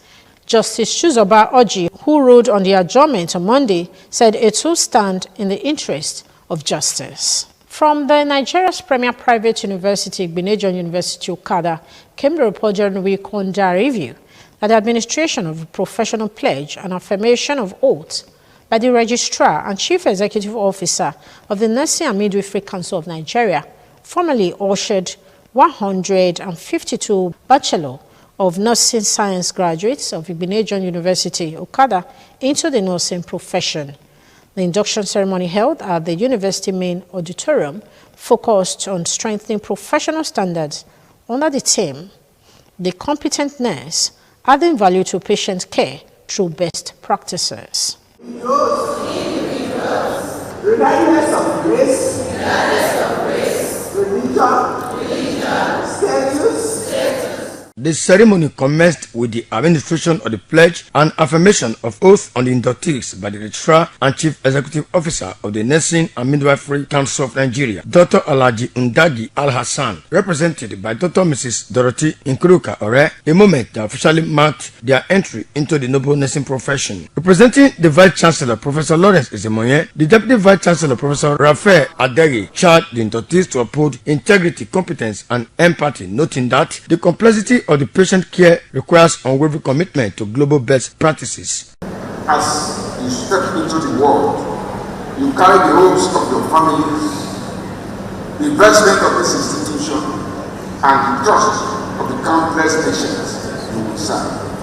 Acting head of the Department of Nursing Sciences, Dr. Mrs. Veronica Uge, and Provost of the College of Health Sciences, Professor Dominic Osagai, stressed that competence remains the cornerstone of safe, effective, and patient-centered care. We are a source of hope in donating funds and foundation for building a healthy world. We must continue to expand access to quality care, integrate digital health tools, and foster interdisciplinary collaboration to address the social determinants of health. Delivering the induction lecture, Professor Roslyn Esewe of the University of Benin emphasized the need for a sustainable nursing workforce supported by conducive work environments, continuous training, and adherence to evidence-based practices.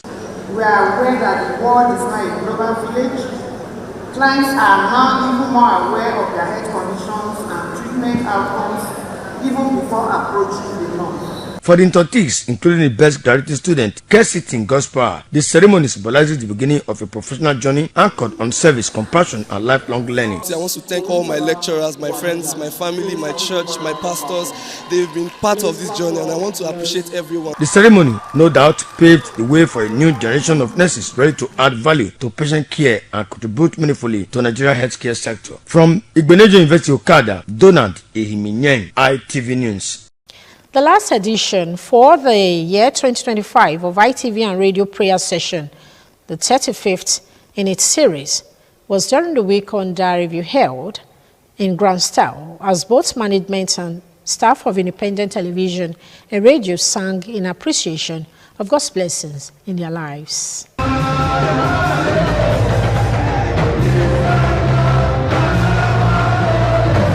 Held at the St. Gabriel Hall, which is near completion of construction, the management and staff, led by the managing director, Engineer Elvis Obaseki, offer praises to God for his abundant blessings and sustainability throughout the outgoing year 2025.